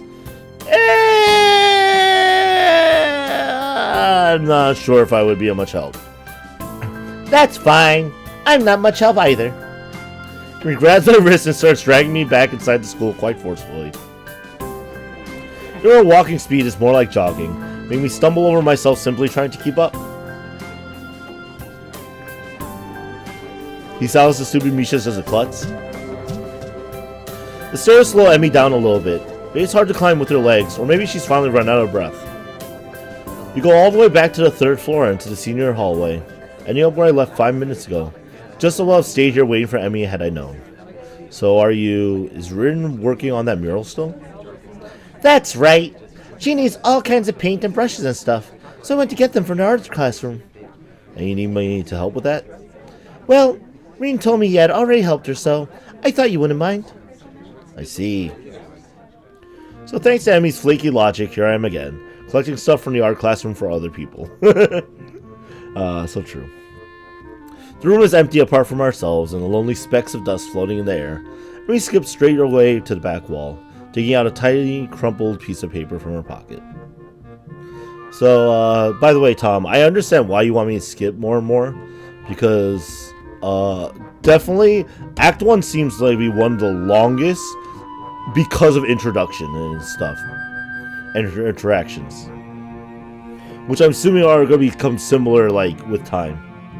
When I get, especially now that, like, I finished basically, I think, everything but hanging out with Shizune more. So,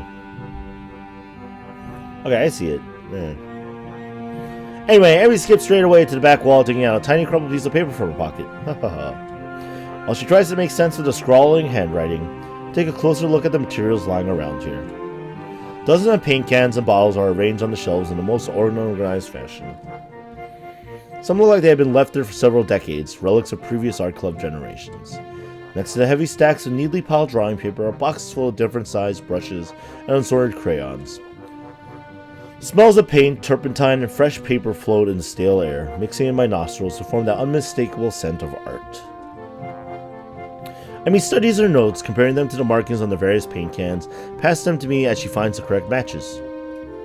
Stretches her neck to look on the topmost shelf, but it's not quite enough. Her eyes level stays below the shelf no matter what she does. Emi gives up and just looks up to the shelf longingly, like a child at a toy store, huffing in annoyance.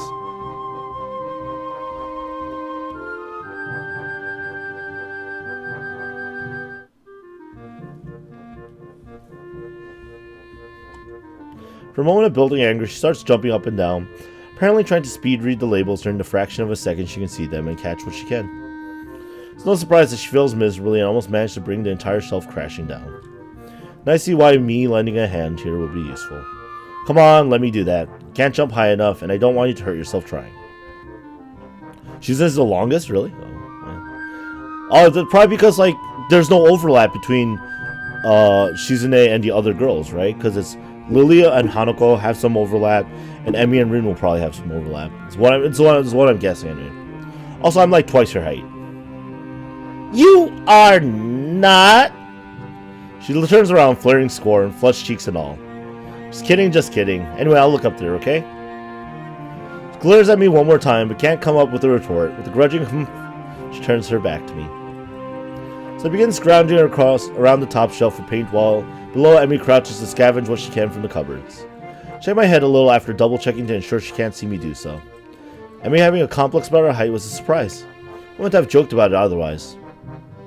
She seems easygoing, but I guess everyone has their weak spots. I mean, it's not like Emi's legs are growing any longer. Just saying. Only after we have almost all the items collected and spread out on a desk like a treasure hunter spoils, I realized that wasn't necessarily the height jab that got her riled up. She might not like to be told that she can't do something, like jump. But Emi herself seems to have forgotten all about it already.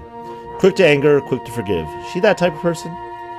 At least she doesn't seem to have taken anything to heart, as she chatters away happily while we pick up the rest of the items and make our way back to Rin.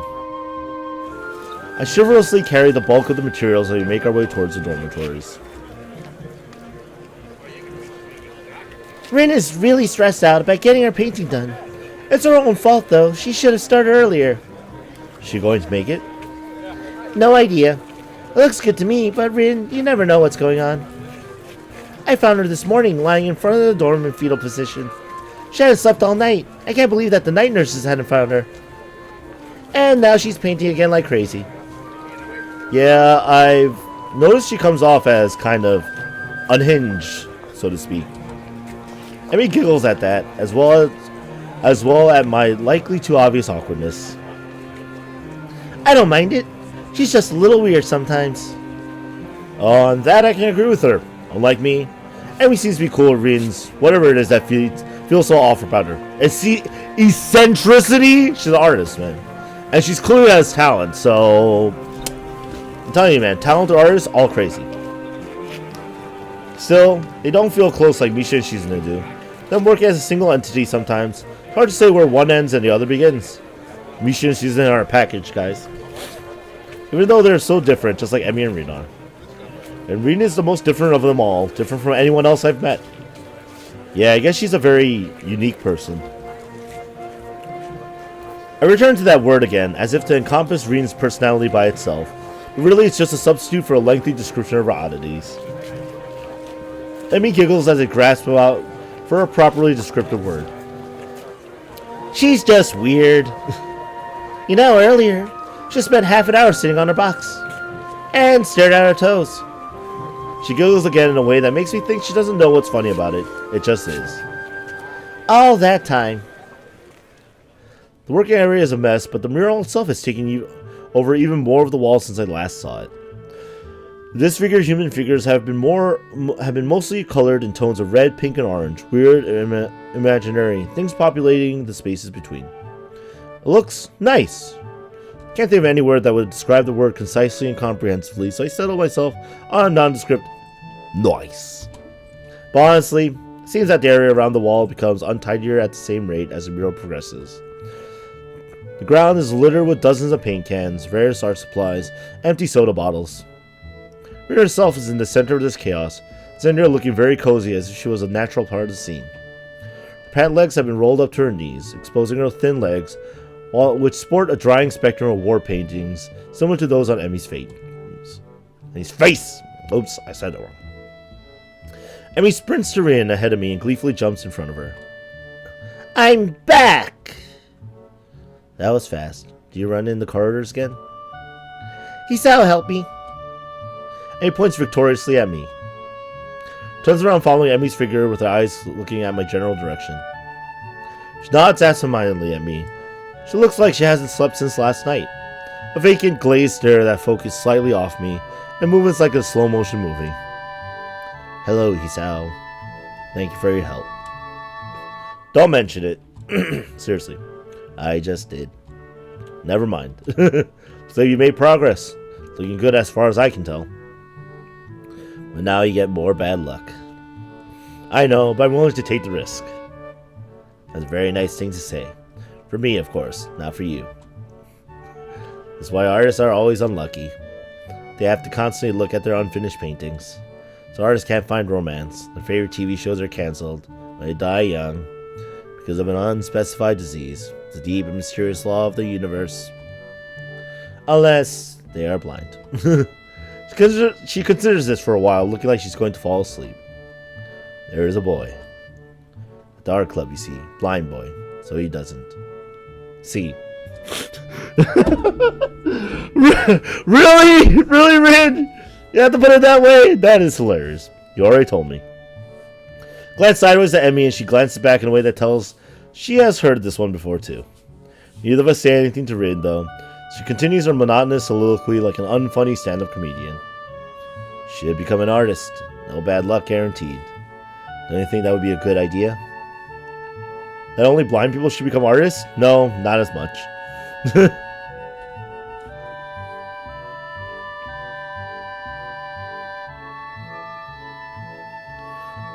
Tom, it means you need a massage and you need a rest. Hopefully not a trip to the hospital. I'm not sure. I'm not an expert, though. Uh-oh. Might have a point.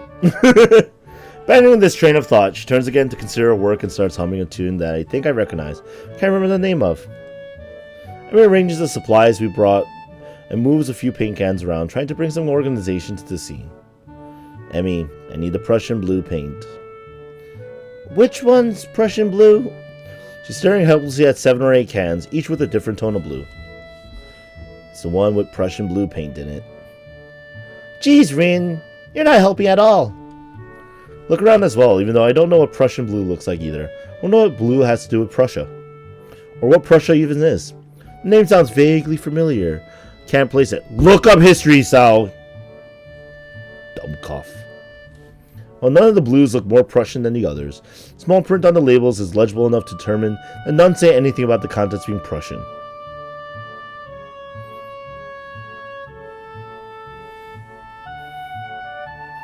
Yeah, crutches suck, man.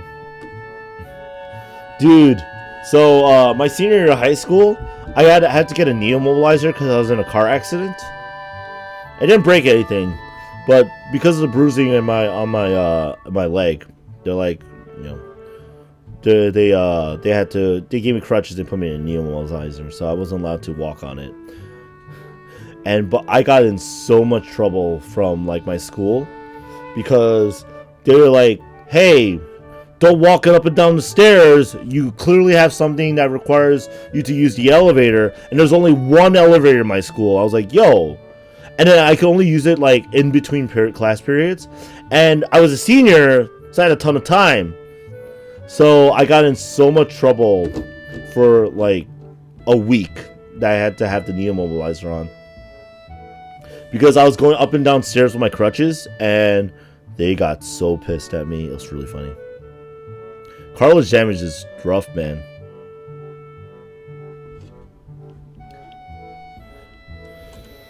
There is no Prussian blue here. We need to go get more then.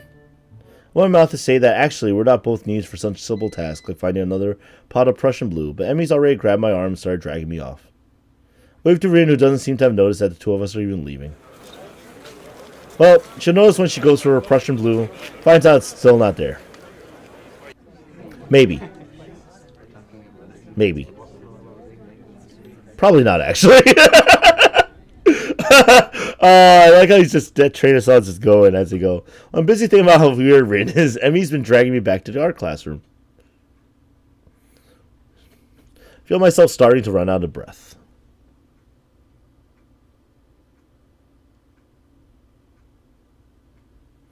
Paint! Yeah. Luckily, I was only in my knee immobilizer for 2 weeks. Funny thing is, because like 1 week we had school, and the next week we had like a week break. My friend needed me for one of the films he was filming, because he did a lot of amateur filmography. And I love Mario Paint. That's a great game. And funny story, he we had a fight scene in it. And he's like, "Yo, you have crutches." So we had to improv a fight scene with me and a Neo Mobilizer, and I used the crutches as weapons. Luckily, I knew how to take a good tumble because I've taken a few martial arts classes. A lot of martial classes, actually. But well, yeah, no, it was really funny. Been in a brace 8 months on and off? Yeah, that sucks. Yo, extended periods of time is terrible. Like, I think the worst I ever had was like for a month I couldn't walk in middle school. And like a month off my feet was terrible for me. You'd rather be braced than wheeled? 10 and 10 best film ever. It was okay. You know, it was really funny because everyone's like, "Yo, how are you gonna get around with crutches?" I'm like, I'm just gonna call a taxi." I literally just like I just literally took like a taxi cab everywhere around town because the town I lived in was like a cab was like $5 from one place to another. So like I paid $5. I hung out for a day, got picked up by my parents afterwards. It was good times. Feel myself starting to run out of breath. What's the rush? Huh? And he's giving me an appraising look as if she's trying to figure something out. What's the most medical experience? Most annoying? Breaking your chest bone. Your chest cavity bone, is in such a precarious position. They can't actually operate it. They have to just make sure it's set correctly. And then you just kind of lay there. I don't know this from personal experience, but from secondhand experience. My mother actually got into a accident, and she had to lay down for like months and let the bone heal on its own. She said it's the most painful experience in the world for her, which is saying a lot, because she's my mother, and she gave birth to 2 children. So, personal experience, yeah, it's pretty shitty. I know, Yudi. It's kind of weird to like point it out, but she's fine now. Yo, Tom, I actually pull out my own splinters that way, and can be annoying, yes, but doesn't bother me. I also now have really tough feet, but when I was younger, that happened a few times. Yeah, no, like when you do it on your own, you don't use them. Kidney stones, those are tough. Kidney stones are tough. I heard kidney stones are pretty tough. I think for me, like realistically for me, I think like anything that's taken me off my feet for longer than like a day. I've definitely like strained muscles doing like sports or martial arts multiple times, and like it's frustrating. Luckily, I've never broken a bone. Yeah, getting hit by a car doing 70 kilometers. Oh, that's tough. Depth of a big toenail. Yeah, Tom. I've had a few of those too. It really hurts to walk on a splintered 70 miles per hour. Oh my goodness, it's even worse. Yeah, walking on a splintered toenail really hurts too. Yeah, no, I agree with you there, Tom. Wow, this is a painful conversation now we're having. Anyway, Emi's giving an appraising look as she's trying to figure something out. It's just that you seem to be in a hurry. Never had a splinter? Well, they're painful. Paper cuts are painful. They're small. Actually, I'm more used to getting like cuts from like box cutters from work. Like the little box cutting knives. Like just because I mishandled one. I'm not sure I can keep up. Comprehension dawns on her face. You're not out of breath, are you? It's almost an accusing playfulness to her tone. Tempted to deny it, but then I realized I've been breathing heavy since we stopped. Guess it's kinda obvious. A little. Not everyone can be in shape, you know? Takes all kinds, right?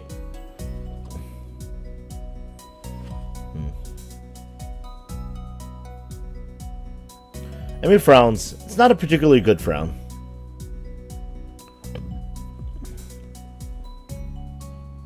Oh, King.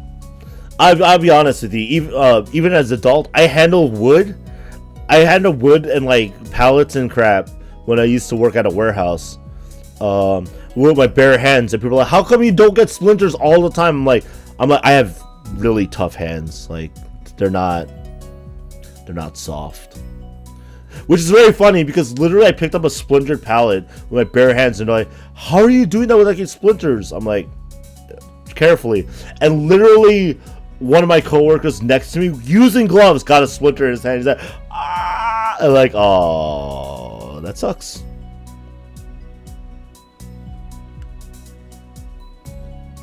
Emi frowns. Not a particularly good frown.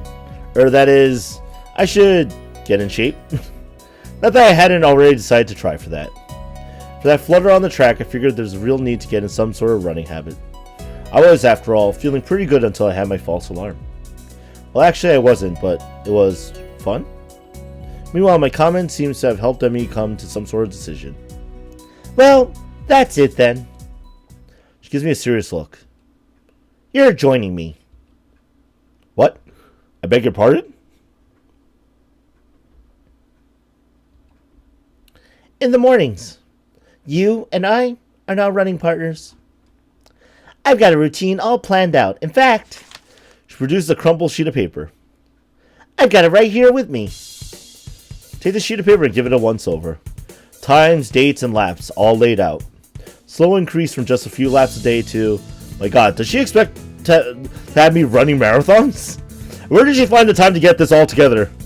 How long has she been planning this anyway? You've been planning this? You planned this? A little.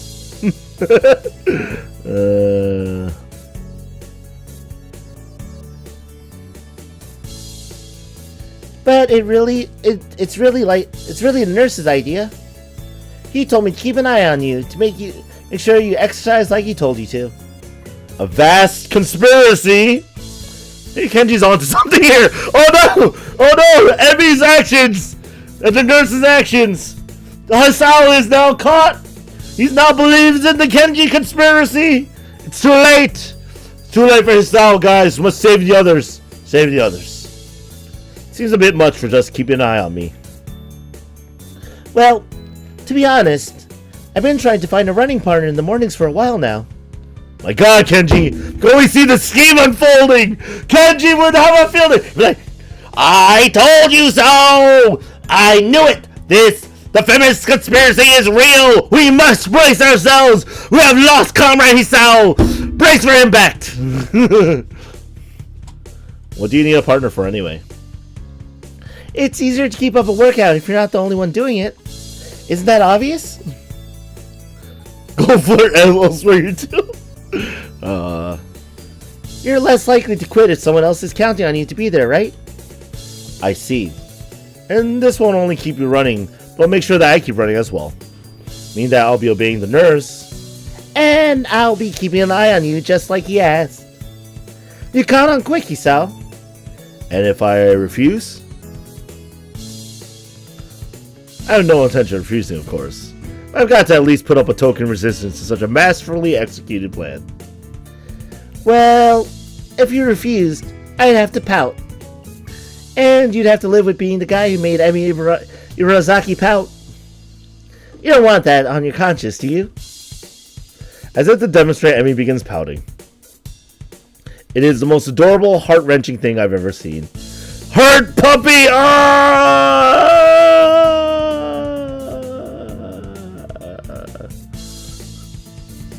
I like that line.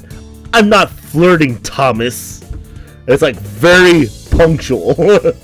I can see the period at the end of that sentence, even though it's not there. Okay, I'll do it. Just don't do that. Feel like I just hit a puppy. So it's settled then, right? You're going to be my running partner? Follow the workout? And the dietary plan? Dietary plan? Whoa! Whoa! Whoa! Whoa! Whoa! Whoa! Whoa! Whoa! Okay. Maybe not that far. That's too much. I'll work out with somebody. I'm not sure if I want someone controlling my meals. Yeah, the dietary plan. You got to eat healthy if you're going to get in shape, you know? I mean, that is true. That is true. She is right. Diet in my visual novels, GGFO. Examine the workout routine closely. I don't see a dietary plan on here. Oh, right. I forgot to give that to you. Another crumpled sheet of paper is produced and handed over. Somewhat less detailed. I had the nurse help me come up with it. The amount of dedication that the nurse has to keep me in good health is pretty overwhelming.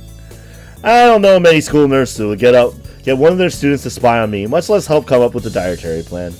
Then again, guess I'm not in a normal school. And maybe that's not such a bad thing.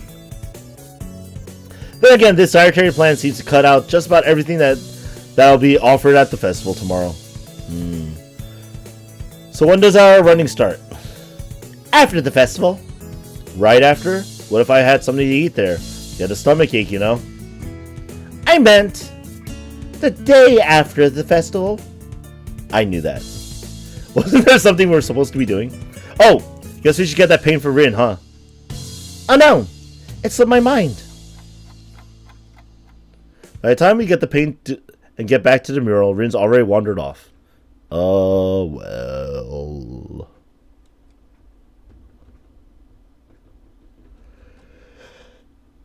That's a really random bot, actually. I mean, I both just... You know, if I was going to send a random picture when someone mentioned cute, it'd be the picture from the Angel Beats OVA. The one where, what was that, Sheena? Is going, cute! Reading ADHD displayed? Maybe.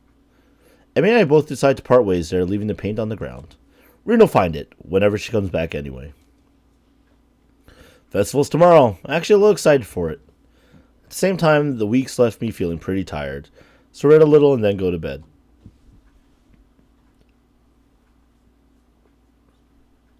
Not gonna lie, I think we made some pretty good progress today. It was kind of weird actually being able to skip around, because this is like a traditional visual novel where you do that. Whereas the Fruit of Grisai is not. It's a very much you go into it, you get to the points where you got to separate routes in the Fruit of Grisai, and then you choose to, I'm going to go down this girl's route. No, okay, we'll go to the next one. Very strange. But I think this is where we're going to call it. We've had fun. A lot happened. And I think we're going to enjoy more. We're going to obviously finish Act 1 next week. But for now, this has been Visual Thursdays with Anime Fan Arcade 2K. Join me next week, 7 p.m. EST, for more Visual Thursdays on Thursday. You saw a full stream, Uni. Yeah, you did. And, I don't know. Good night. Have a good one. Enjoy yourselves. You know what? Even better. Treat yourself. Go to your nearest mirror, look at it, be like, you're pretty cool. Because I think you guys are cool, alright? Anybody watching this, you guys are cool. Good night.